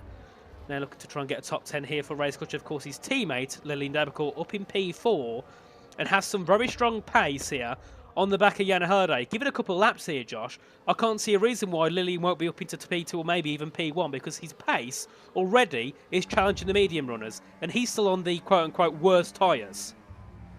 It's one of those things, isn't it? We know Derbicourt, we know he's fantastic at being able to maximise the amount of grip and the amount of traction he's able to get out of the zones. He's so aggressive on the throttle, and with his setups and with his driving style, it works so well for him to be able to get himself that little bit of a drive, a little bit of a battery boost, to hold on to the back of the drivers like Jan Halliday. But it's crucial now for Dylan Warren and Max Wiesel sitting behind to be able to try and pick apart what Lilian's doing, be able to dissect it, understand where they're going a little bit quicker, try and make a move sooner rather than later, because we are starting to see a couple of these drivers looking just to hold position, waiting for an opportunity. Take the likes of Topias and Jan in P2, P3 respectively. They're not looking to battle out for positions too hard. They just want to be able to trade. They want to be able to harvest a little bit more battery. Let Ricciardo lead. Let Benza do all the hard work. You guys just sit back, relax, and wait for that first round of pit stops, and then look to capitalize on any opportunities moving in towards this race. As Yona has said in chat, the hards are practically already the same pace, and they will be faster soon. It's part of a narrative with F1 sim racing that it will happen eventually, that the tyres are overlap, and we know how quickly the softs degrade. Mediums, it clearly shows we're not too far behind. I mean, the thing is, so Josh, you got a 35 lap race, so I didn't expect the hards to be, the mediums to be dropping off compared to the hards after 4 laps of running. So is the medium strategy the way to go? We'll have to see, because obviously they'll go a lot longer on those hards to the end, and they'll have a lot more durability than the mediums will. So I think strategy-wise, it's going to be very interesting. But I think a lot of it is down to getting that pit lap right and being on that right tyre. It's not just about that skill, it's about having the right strategy by your engineer or by yourself, depending if you have an engineer or not. Obviously, some teams probably don't have the luxury to have one. As we do see Dylan Moore on there, popping up into P4 there, ahead of Lilian Derbicourt, looking to capitalise on the medium tyres before they start to drop off a little bit more. A great move there by Warren. Let's see as we head into the chicane. Lillian burns a bit of battery, keeps it to the inside, and does get past Dylan Warren again. And Max Wiesel enters the fight. Of course, these two great friends back when they were at TF10 together. But now Dylan is in Ferrari, Max is in TF10. And oh, Julian! Oh my, what a slide! Locks the rears, nearly makes contact there with Tudor Pressacan as they head out of turn 1. And that was a massive late on the brakes, and he's lost, what, 5 positions down to P11. He completely locked the rears, heading into turn 1, a little bit like what's happened to, I think it was last year, to Carlos Sainz. Absolutely insane that he was able to still keep it pointing the right way.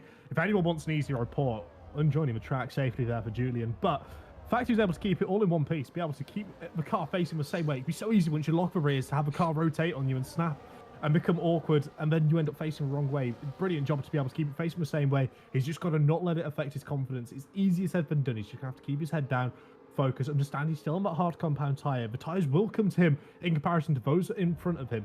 He just needs to manage what he's doing at the best of his ability. And we know that's easier said than done. It'll just be one of those things. It'll whittle down over time, and he'll be able to, reap the benefits later on in this first stint. He certainly will, as we do see Patrick Sheepos there ahead of Ben Shabakoni for P13. So they head their way back down towards turn number 1, and we'll see what sort of moves get made next, as I believe Patrick's also a fellow Hungarian along the bench, so 2 Hungarians have their little battle for 13th place and are still losing time to that top 12 train. Not what they would have wanted going into this race, losing the train so quickly. I think it was after the 2nd lap. They all broke away. Sergio Sobrino already with a 3-second time penalty down in P18. Not going well at all for Sergio at the moment. He's net 20th in this race, and I don't think it's very easy to get penalties removed around this circuit. I think they're it's just very harsh, isn't it, Josh? It's very harsh. It'll be very, very tough here for Sergio to be able to take that. Maybe if he's got pushed off track somewhere, there's a potential for it. But that being said, it's definitely not been a race for Sergio to remember so far. But of course, lap 7. Anything can happen. It would need something magical to happen for Sergio to be able to bring this one back into potential podium, a race win. But we can never really say never, can we? Of course, it's beauty of sim racing. That was a reason why we all love it so much, because these opportunities can arise few and far between, but it is about which one of those drivers is going to be able to make the most of it. As Bench once again passes Patrick, but that gap is grown by 4 tenths over the last lap. It's not looking like they're going to be able to catch back up to within DRS of this front 12 anytime soon. Surely that's going to have to weigh heavy on their, their conscience. And the worst thing is, though, most of them are on a set at the hards, so they can't just go for a mega undercut and take mediums to the end.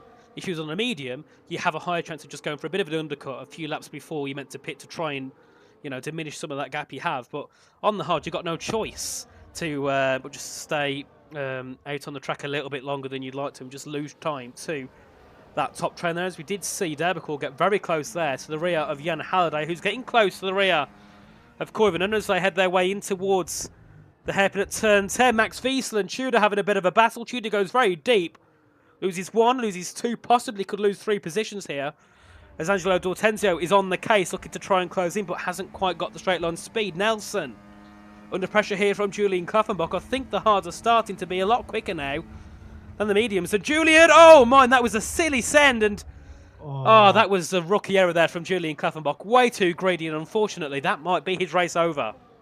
It's a VSC. Safety car.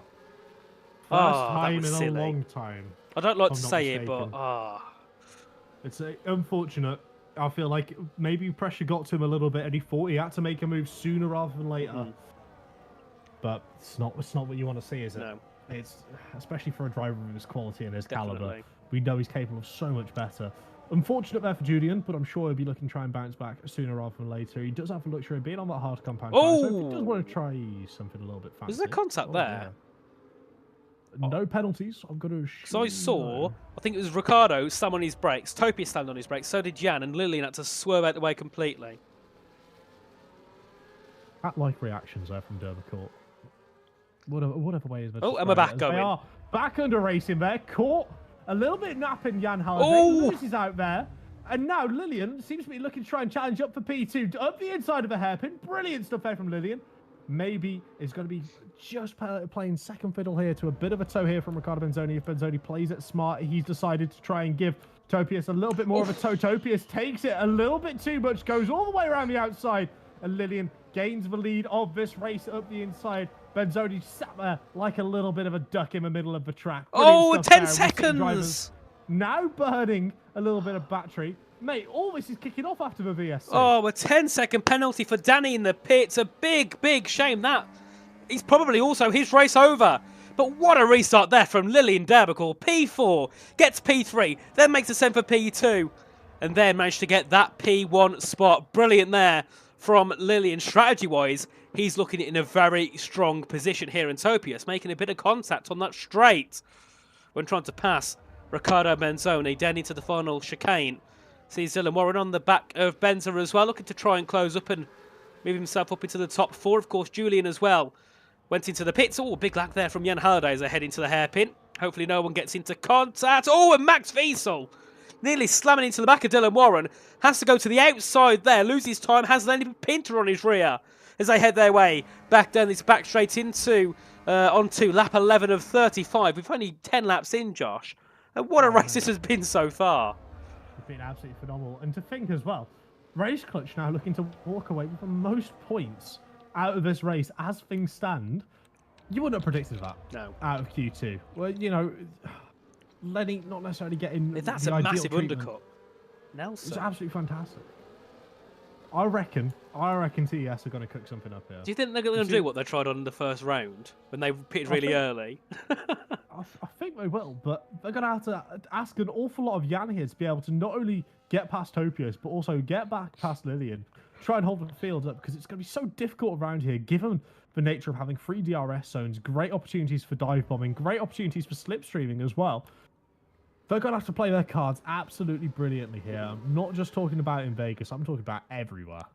Yeah, definitely. I mean, I think at the moment, though, in this race, you can see Lillian at the front on the hards. That could be the strategy to go here. And if it is, that could put him in a really good position once we get to the pit stop phase later on, as we do see Lenny and Tudor and Angelo have a little battle there. Tudor goes past Angelo. Of course, Tudor's on the hard tyres, hence why he's making that gap up, as we do see Sergio as well in the back of Tony Itala. Lillian drops down to P2. Jan Halliday now into the pits. Warren into the pits, as well as, that was not Max East, it would have been Lenny Pinter into the pit lane. So some very early pit stoppers here in this race. I didn't expect us to pit this early, if I'm being honest. But then again, I don't know much about the strategy on the game. So we'll see what happens here for those on the mediums. But I feel like Nelson kind of started all that off there with all the medium runners pitting. Absolutely. He's been very aggressive on this outlap as well, and he's going to be looking to slide in directly behind Dylan Warren here, bending off Lenny Pinter. Lenny's going to get the outside, a little bit of a better run, but Nelson just squirms a little bit more of his ERS to make sure he's able to stay ahead. Potentially looking very strong here for TES, but they're going to have to understand now that their race isn't going to be directly with Dylan Warren. They're going to have to somewhat work together with the Ferrari driver to make sure they don't lose out on those who are going to be trading the DRS up towards the front of the field. You think about the likes of Lillian, Tudor as well, currently sitting in P6. Once these drivers go into the pits, he's not going to be able to activate the DRS. He's going to be a bit of a sitting duck. So it's all about how long these drivers stretch out their medium tyres for. We can assume one of the Veloce cars is going to pit this lap and the other one the next lap. But with that being said, these drivers all looking to try and just hold on for that little bit more DRS heading into lap 13 here. Very brave. I would like to be in their position. They certainly... It's going to be an interesting one. I mean, obviously, we'll see here. Pinter, where does he come out? He comes out... No, he's just past Nelson Alves, sorry. So Nelson's down to P16. So that undercut hasn't worked at all. Hold on. Let him cook. No, it's not worked. He's made sushi. You give him an oven and he's come out with sushi. That's not ideal. P15, but at least he's got warm tyres. I'm trying to give him a silver lining. Will it mean much after 2 sectors? No, but we move. TES, I'm sure they've got a plan. I'm sure they understand what they're going to be doing towards the rear of this race. But with Topi now, fresh set of hard compound tyres, vulnerable with the DRS, but he's looking in a very solid position here to be able to somewhat dictate the pace of this race. Certainly is, as we do see Max Wiesel get overtaken here by Angelo D'Ortenzio for Veloce Academy. I believe these two will pit this lap around. They do. Tudor stays out, of course. He will take second in the Grand Prix. Then Patrick Sipos will take third. But, of course, still to pit in the race. And it's been really dismal, hasn't it, for Ferrari with Patrick here, of course, getting caught up in that skirmish on the first 2 laps, dropped outside that main train and has had to kind of carry his own train, which was from P13 all the way down to last. And it's just not worked out at all for him, as we do see. Now, Jan Halliday be put in the net leading position. Ooh. Topius goes deep into turn 1. Dylan Moran goes around the outside, and Lenny Papinta looking also to go around the outside. Surely. Brilliant stuff there from Lenny, being able to take the most of that opportunity. Nelson there having a little tap on the rear of Topius as well. Topius clearly showing he's a little bit shook up by that little bit of a lock-up, that little bit of going a bit too deep into turn 1. Of course, it is natural. You can expect it to happen here and there. But one thing I do want to point out as well, Julian Klavenbach, he's still stayed in this race. He's not retired. He's more than happy to go around at the back of the field to try and get some laps in. Fair play. Many drivers would have retired by this point. I mean, they do get a point for finishing in last, so is it the end of the world, I suppose? You're still going to get a point from it. It's not got much value, but it's something. You never know. That 1 point might mean something to the end of the season, as we do see Nelson Alves here looking to make a move on Topius. And just look at that, Josh. One mistake and his confidence has gone completely. He's dropped down to P5 now, net P5 in the race, and he was in the net lead. Yeah. As he gets a penalty. Oh, it's fell apart. It's completely fell apart. What a shame it is. It is a big shame. Yeah, and when stuff starts going slightly downhill, Patrick picking up 3 seconds there as well.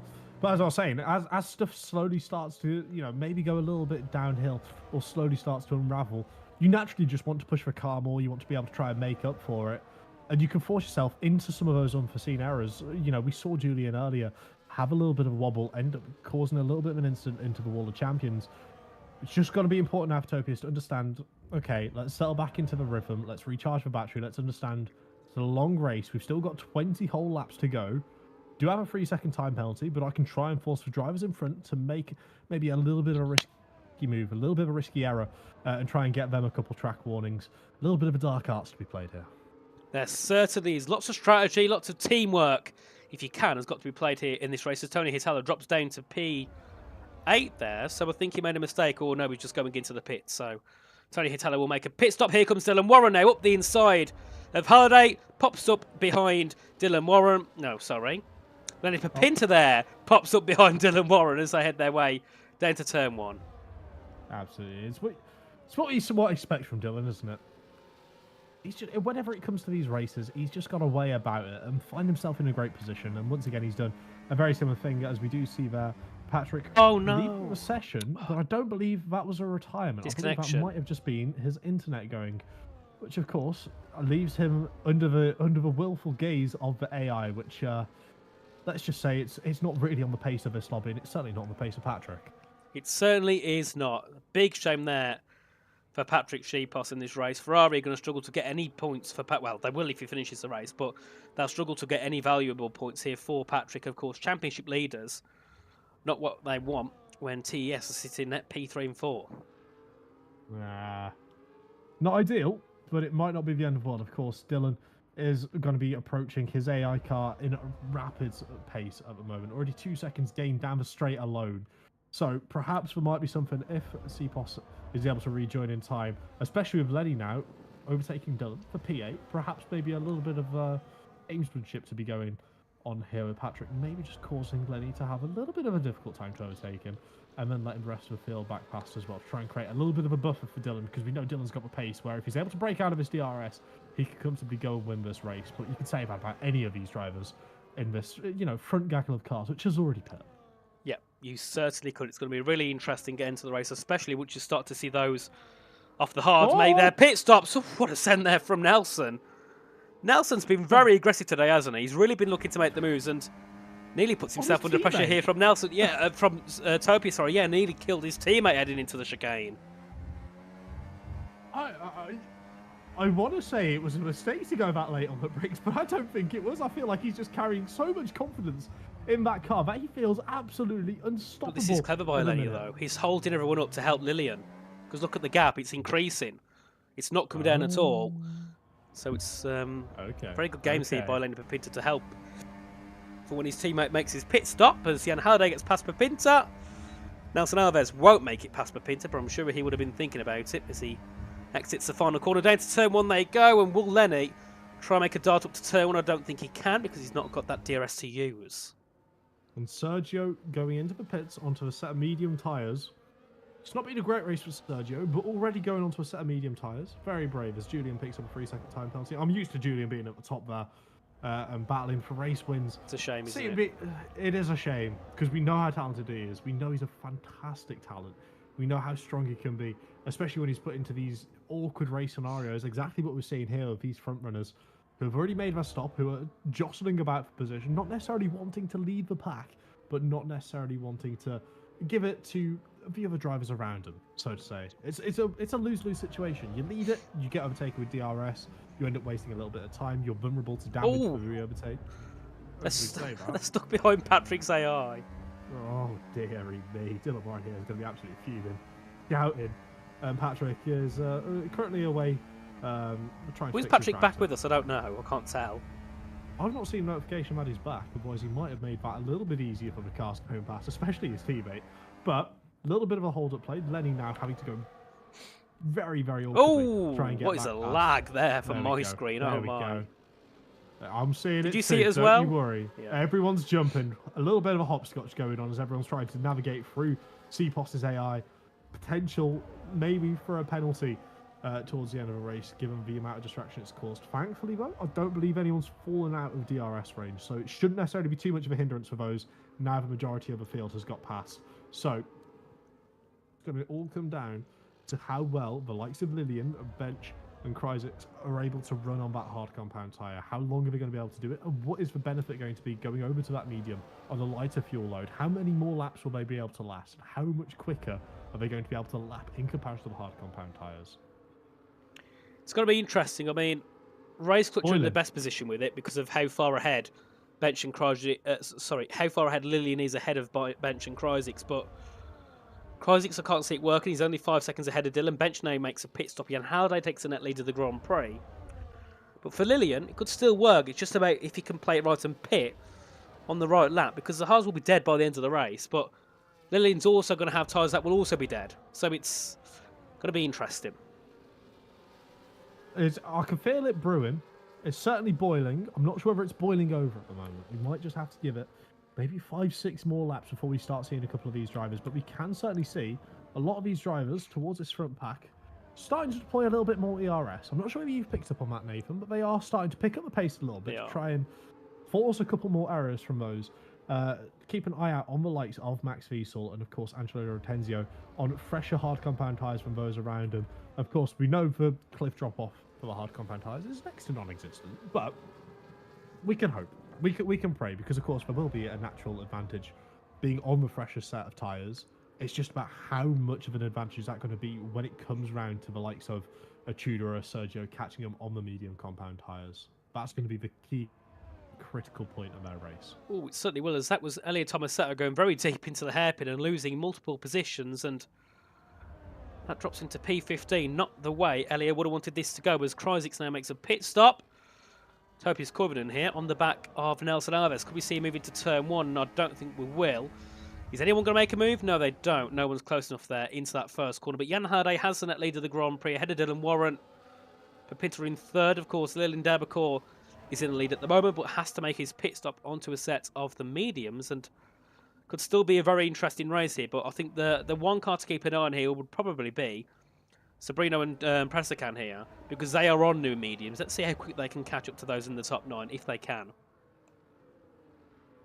I hope for their sake they are able to. Otherwise, it very much feels like we've shot themselves in the foot starting on the hard compound tyre. But we've seen crazier strategies work. We've seen it already this season in E-Series. Of course, TES, Masterclass, Masterstroke back in Abu Dhabi when I was here. And of course, last week as well at Austria. Very interesting strategies all across the board, showing there's not a definitive correct meta to go for strategy-wise. You can somewhat have a little bit of fluctuation. And around a track like this, where it can be so beneficial in DRS, potential for a couple of these drivers to maybe try something a little bit out of the ordinary. But we can certainly see the favourable strategy at the moment. Will it be the favourable strategy on lap 35? I'm not sure, but only time will tell. There's a lot to do here for Lillian. Let's go on board with Lillian and see where he pops out. He's going to come out not ahead of Tudor, not ahead of Sergio. He's going to be ahead of Tony, though. That is the real thing. It needs to be ahead of Tony, I think, in this race. Is he ahead? He is, and he's nearly ahead of Tudor as well. A great exit there by Lilian Debecourt. Goes up into P9. He's only 4 seconds off the lead train here, Josh. 4.2 seconds, and he's got time to cook with it. He's got 13 laps. Oh, this could be a good race. This could be a good ending here. He's going to catch up to the pack, but it's just whether his tyres are going to stick on for him to be able to make those overtakes, I think. Definitely. But at the moment... Oh, that was... Tudor went straight for me then with the lag. That was scary, but luckily still sticks on the track and he's behind Lilian just for now. So we head our way down to turn number 10 at the hairpin. Let's see. How quick can Lilian gain? The gap's 3.9, but he won't gain here because he hasn't got DRS. Danny Van Roten there goes past Elia Tomasetto. Sorry, no, it was Elia trying to pass Danny. As Topias goes ahead and Elson into the final corner. There's contact and Benza goes through. Now, I didn't realise this, Josh. Benza's got damage on his car. He does now. He didn't have it previously, but of course, a little bit of contact there with the Wall of Champions. He's just chipped off that front end plate, and of course, any sort of damage is going to cost his time, but especially around a track like Canada, that front wing going to cause a little bit of unbalance in the car. He'll find it a little bit more tricky to drive. Of course, he's going to have to be leaning on his tyres a little bit more, but now it's all about somewhat of a rear gunner role here for the Veloce Academy team. Angelo's got past him. He's got to understand, yes, he was on pole. Yes, he was by far the quickest in the qualifying. Now he's just going to have to settle back down and think, right, how can I help Angelo in the most productive way possible? And to be quite honest with you, I don't feel like backing up Topias and Max Wiesel into the likes of Tudor and Lilian Debecourt is going to be the correct way to go about this. It certainly will not, as we do see Topias there make us send into turn 10 on Benza. Ricardo's going to try and get a better exit, which he does do, even though he's got damage. Very nice exit there from Ricardo. And here comes Max Wiesel, battery being deployed. Goes to the inside of Topias Corvin, and Jan Halliday drops down to P3. We'll have a look at that one in a moment, as we do see Max Wiesel now up into P7. Halliday drops down to third below Pinter and Warren as we head our way into turn 1 once again. We do see as well about Shabakonyi now up ahead of Tony Hitala. And Lilian Debecourt hasn't really gained in. And Max gets a penalty, a 3-second time penalty. But Josh, we're 24 laps in. I think we're going to see more and more penalties coming through because of how long we've gone and how little people in the top 6 have got penalties. But at the moment, those in the top 6 looking good. Lilian, no penalty. The 2 TRTs as well are sitting in a good spot. And because of that, they can gain positions that way. Absolutely. They're just going to have to follow the likes of Sergio and Lilian hot on their heels with the DRS just following it through as Lilian's closed that gap now to 2.8 seconds. Almost halved it in the space of, what, 3 laps? As soon as that gets within 1 second, you can expect Lilian to be going absolutely crazy, doing everything possible as we see Max Wiesel having a little bit of a bum draft there with Riccardo Benzoni and Topias Clivinen both respectively through the hairpin. I'm sure Max is not going to be a fan of that one. We know what he's like. He's traditional in his driving standards and he's traditional in his overtakes, taking it towards the outside. Riccardo Benzoni understands he's not in a position to fight it. Lets both the drivers through, and now it'll be hammer time for Max Wiesel. Just over a second out of Angelo D'Ortenzio. Has Riccardo Benzoni done enough for him to be able to break that DRS? It doesn't necessarily look like it because Max is hungry for it, diving it down into turn 1, turn 2, and being able to carry the speed through as well. As it seems like this top 5 starting to pace manage now just a little bit, but not going as crazy on the battery as they were a couple laps ago. Yeah, they certainly are not, and Pinter's going to be doing this on purpose to help his teammate catch up. This is clever by Lenny Pinter here to take the lead, keep Dylan behind, and I did see there a little bit of work between Dylan and Jan. As saw Dylan's rear wing flap open and shut a couple of times, so I think that might be a bit of a word. But look at this, it's clever because Lenny wants Dylan to go through so he can get DRS to push past. Then into turn 1, Dylan goes and takes that first place. Lenny's going to stay behind, and he gets DRS. Lenny's playing this well. Lilian is within a second, so Race Clutch might have played this perfectly. 10 laps to go. Lenny doesn't have the DRS. Dylan outbrakes him and still managed to regain the DRS. And now this is where TES are going to be looking for an opportunity. Going both up the inside. Being able to get the jump there up into P2, P3. And Lenny now sitting in P5. Not going to be in the position he wants. But Lilian is certainly in a more favourable position than they were just a couple corners ago. Brilliant stuff there from Race Clutch. It's all about how Lenny's going to be able to navigate it as Max has a huge slide in turn 2 there. My word. Is it a bit of contact on the lag? Limits. It might have been a little bit of contact. I'll be completely honest with you. I saw it out of my peripheral vision, but Max understands his role. He's got to keep his head down. He's got to stay focused, especially with the likes of Lillian, Sergio, and Tudor now hot on this train. I mean, if there's anyone that can work under pressure, it's Max. There's no one else. Max is the best driver, in my opinion, on this road when it comes to working under pressure. Because he's not just raced here. He used to race in, I think it was Formula BMW back in 2009. He's raced IRL. He knows what he's doing. He knows how to navigate it. He knows the sort of thought processes that a lot of these younger drivers go through. Because he was once, many moons ago, one of those younger drivers. He understands. He's able to use that experience to help him, to benefit him, to be able to try and make as much time as possible. As we are seeing these drivers now starting to get a little bit of a scrap on TES here, looking for the double overtake here on Dylan Moore, and Dylan left sitting without the DRS. And Jan Halliday gets that move sorted. He's now in the race lead with Nelson Alves wrapping up P2. Potential now for Nelson to maybe back off just a little bit to try and save Jan a little bit of stress, so to say, from the likes of Lillian and Sergio slightly further behind. But with that being said, if you're TES, do you make that call? I say you just sit together now. Don't back off, because if Nelson backs everyone up, then Dylan and Angelo can just overtake him. But Nelson's got that security with that DRS, but also, if Dylan goes for an overtake, all they do is block the track and he can't get past. So TES are in such a good position here, as we do see Lillian Dabacourt now making a move ahead of Riccardo Benzoni into the chicane. Nothing Benza can do there, of course, having that wing damage and 14-lap-old tyres. But now it's now or never here for Lillian. If he wants to try and get a position for a top 3, he's got to make moves now, because give it 3 or 4 laps, his tyres will start to die off. As we do see Tudor Prasakan there go up into P10 ahead of Sobrino, but Sobrino gets a better exit now and carries their way down to the chicane. But this is going to be a really interesting few laps now, seeing what can Lillian do. But I'm noticing, Josh, I don't know if it's just me, but everybody's lagging, and it's starting to cause a few issues here, because Lillian dropped back by a 10th for me. He lagged back.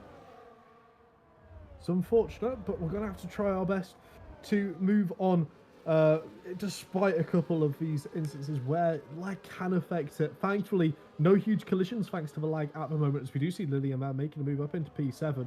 Now looking to box in Max to be able to get that position there off of their teammate. Brilliant stuff there from the Race Clutch drivers. And now Max still looking to try and battle this 2v1. And of course, if there's going to be any driver on this grid who will be able to defend off a 2v1, as you've correctly mentioned, it'll be a very well experienced Max Wiesel. He knows what to do. He knows, he's seen these games time and time again. And he's able to fend off Lenny there, holding on to P7. Now he's going to be looking to just try and follow Lillian through with the moves Lillian's going to be doing on the front 5. Angelo, Topias, Dylan, Nelson, and Jan next on the chopping block for the Frenchman. Oh, it's going to get close. It certainly is, and luckily I've been confirmed in the chat that the lag seems to be only on my side, so luckily no one's suffering from any lag, because that would not be ideal whatsoever. Here, as we do see Benza looking to close in. Well, actually got overtaken, didn't he, by Sergio Sobrino last time around, so not ideal here for Riccardo Benzoni, but of course has got damage. Kreuzix up into P13 ahead of Elia Tomasetto, as we do see Jerry Van Bussel there getting ahead of Hugo Fontbon as well, as they head through into the final chicane. But still it's a TES 1-2, Warren in 3rd. Topias, though, has made his way back up. He was down in P8 at one point, but has got himself back up into P4. But the shameful part is he's still got that penalty. That's going to hurt him. And that's not going to go. At the end of the race. Yeah. It's unfortunate, but he's doing exactly what he needs to do. He's not letting it affect him. You can see, after that little accident he had, he's got back into the momentum. He's got back into the swing of things. And this is the sort of thing that these drivers are so talented at, just being able to lock back into the zone. Yeah, they pick up a penalty. Yeah, they lock the brakes. Yeah, they'll have a moment, running it a little deep. But they get back in the zone. They focus. They're able to... It's like a light switch. They just turn back on and they're able to get themselves back into that window where they are able to focus and perform at their absolute maximum extent. And that is exactly what we're seeing here from both the TES drivers as well. Doing a fantastic job out in the lead at the moment. With that being said, Lillian, I should say, doesn't seem to necessarily be making those sort of gains we was anticipating when we was on the medium tyres slightly earlier on. So perhaps we're already seeing those medium tyres come towards the end of their life.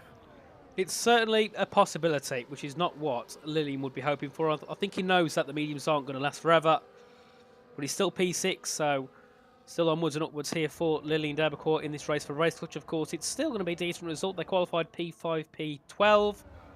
They're sitting P6, P8, so it's not the worst in the world. Of course, P5 in the standings, it's not where they want to be, but of course, Lillian's going to make 2 positions because of a penalty for Topius and Max, and Lillian will make one position because of the penalty for Topius. So it'll be P5, P6 in the P7 in the end. I'm just trying to do mental acrobats at the minute. I'm trying to figure out how the standings would look if the points stay the same. But that being said, a little cheeky move to the inside there. Angelo left the room. Fair play there to Angelo. It'd be very easy to shut the door. But this time, you can see Lillian hooking back in to try and get that slipstream. Not interested in somewhat breaking the wind. It wants to get carried along down the straight. But you can see Angelo, absolutely no intention to go defensive, because he knows the moment he goes defensive, he's giving up that second part of the corner, and he's losing time, and he's potentially losing that position to Lillian. So everything somewhat falls back into order as TES managed to dictate the pace from the front, keeping that little bit of a buffer between Jan and Nelson to make sure Nelson gets the DRS, but Jan's not going to get swamped by a double slipstream from Dylan behind in P3. Brilliant stuff so far from TES. Indeed it is. I mean, I don't think there's much here that Dylan Warren can do to charge after TES. I mean, what a season start it's been. I mean, P2, P3 in Abu Dhabi, P3 and P11 in Austria, and then they're looking to try and take a 1-2. Before that, they've only scored, I think, 2 podiums in their E-Series career. Then they're looking to try and nearly triple that. I can't wait to see the picture on Twitter later. Sorry, X. My bad. X. Of them all celebrating. It is the most wholesome thing. It really, really is. It certainly is. It's great, isn't it? It's like when you see Haas do well in F1, it's brilliant, isn't it? They do well in F1. Well, didn't Nico Hulkenberg get P7 in one of the races? I don't know. That's good for them. Okay, right. For them. Oh, no. Oh, Lillian! He gets a penalty! Oh, dear. Oh, and that strategy's been thrown away. But here comes Topius now on Dylan Warren. Dylan's been kind of... Well, Nelson was sent into a position where he had to overtake Jan, otherwise Dylan would have gone after him. And that just all lit up out of nowhere. Penalty for Lillian. The top 4 start battling, and now Angelo enters the battle, but Lillian's still got the pace in hand to use. Certainly so, but Lillian certainly finding it a bit of a struggle to try and get past Terratenzio at the moment, with Angelo looking to potentially be able to nab himself a P4 after the penalties are applied. Of course, that goes without saying, as long as the top 3 don't pick up any penalties of their own, and with the way they're somewhat starting to push each other a little bit more with each and every lap, Another one. we are going to see a couple more of these penalties creep through as Max Wiesel once again, another 3-second time penalty. Not been an ideal race around Canada for young Max Wiesel, but you know what? You have a go.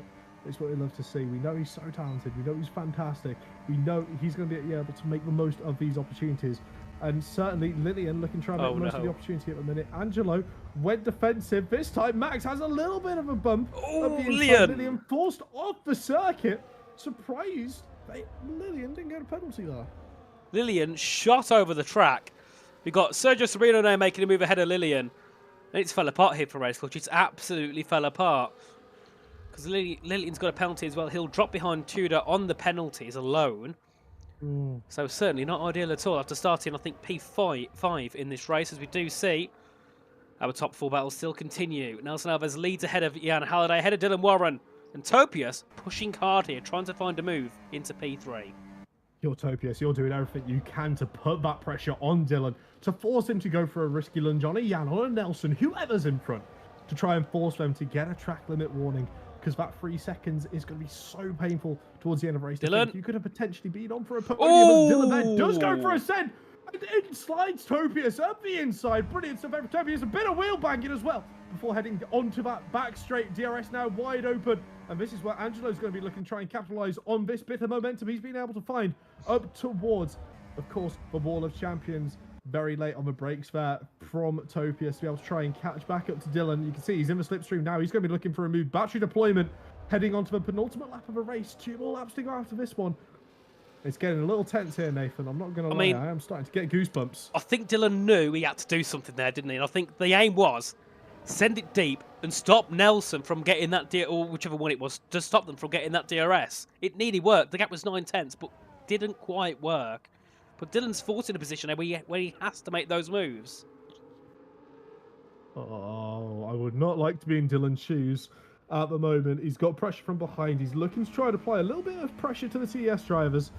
But that's a lot easier said than done when it's a 2v1 as Topius slides himself through the corner. Oh no, here we go again. Oh, here we go. Does he send it?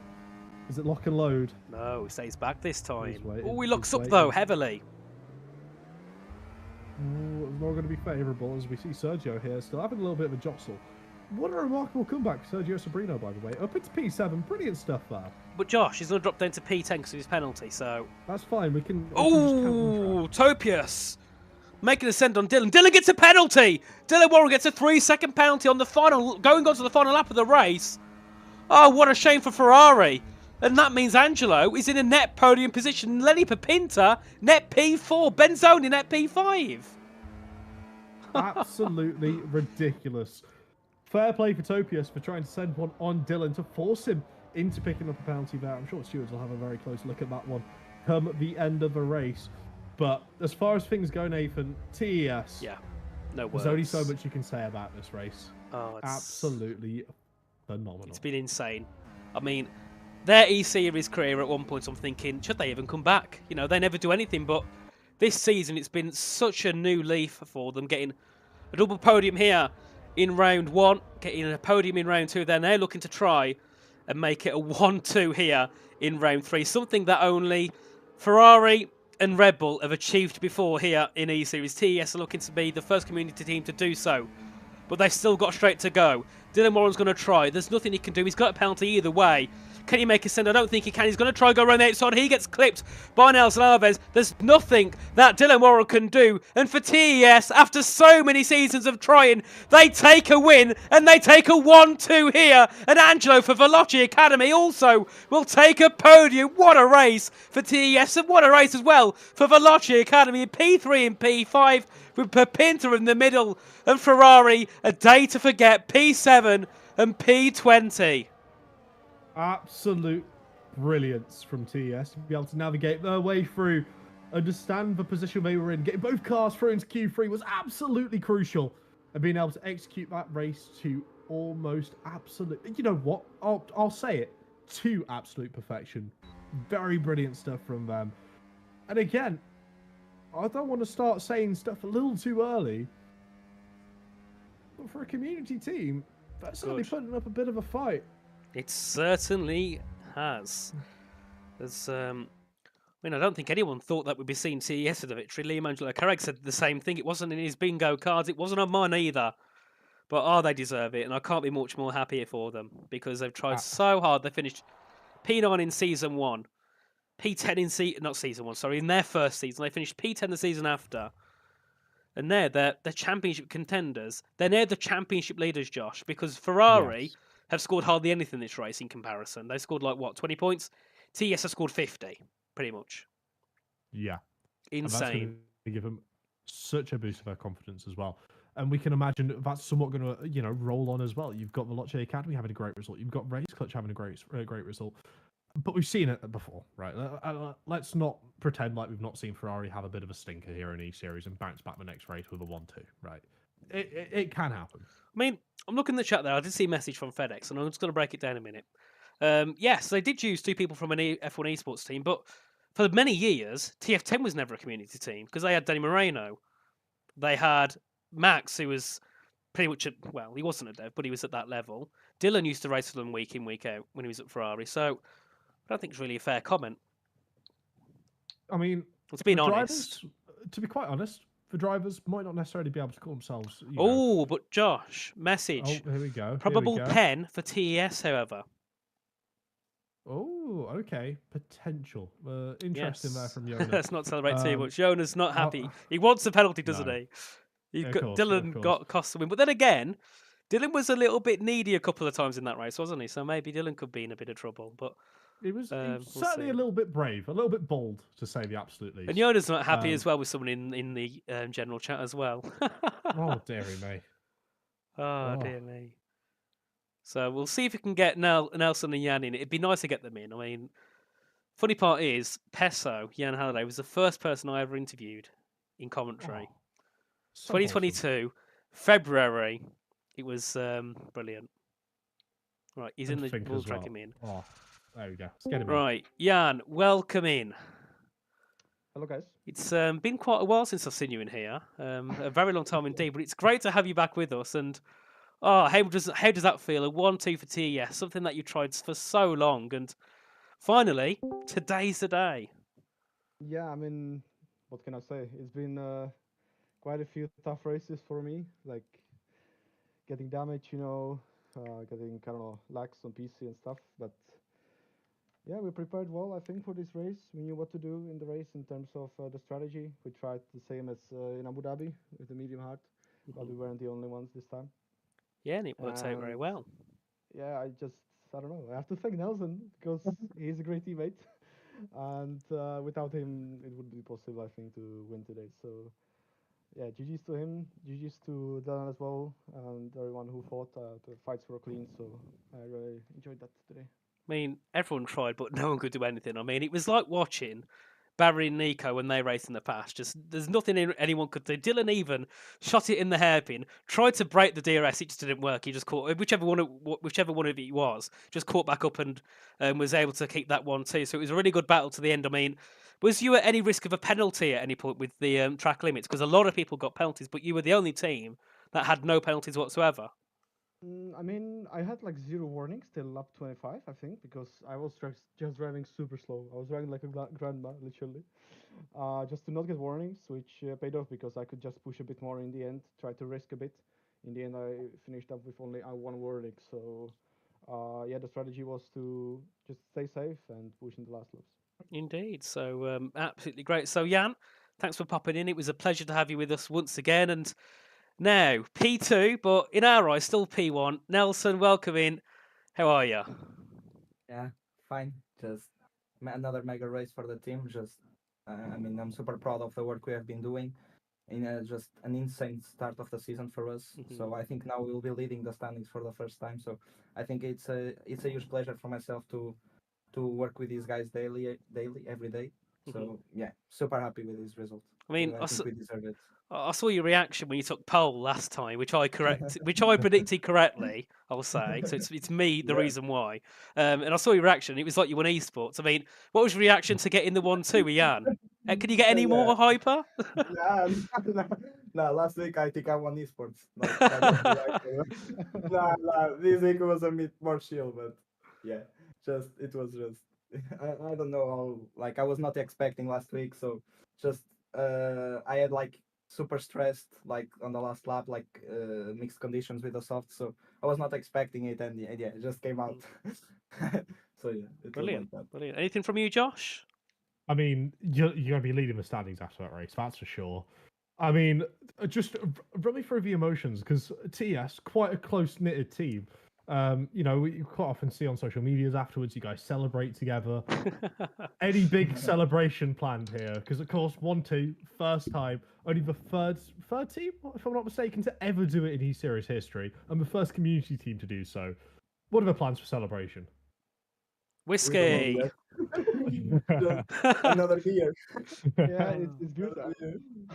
Yes, traditions never change. Traditions, absolutely brilliant stuff. But yeah, moving on. Right, next week, are we going to see both of you back here once again to try and challenge here for potentially another 1-2? Because it could be a little bit interesting, especially given the fact it is Mexico. It can be a little bit similar to what we saw here at Montreal. A little bit of slipstream, a little bit of DRS games. Is for potential for you guys to work together again?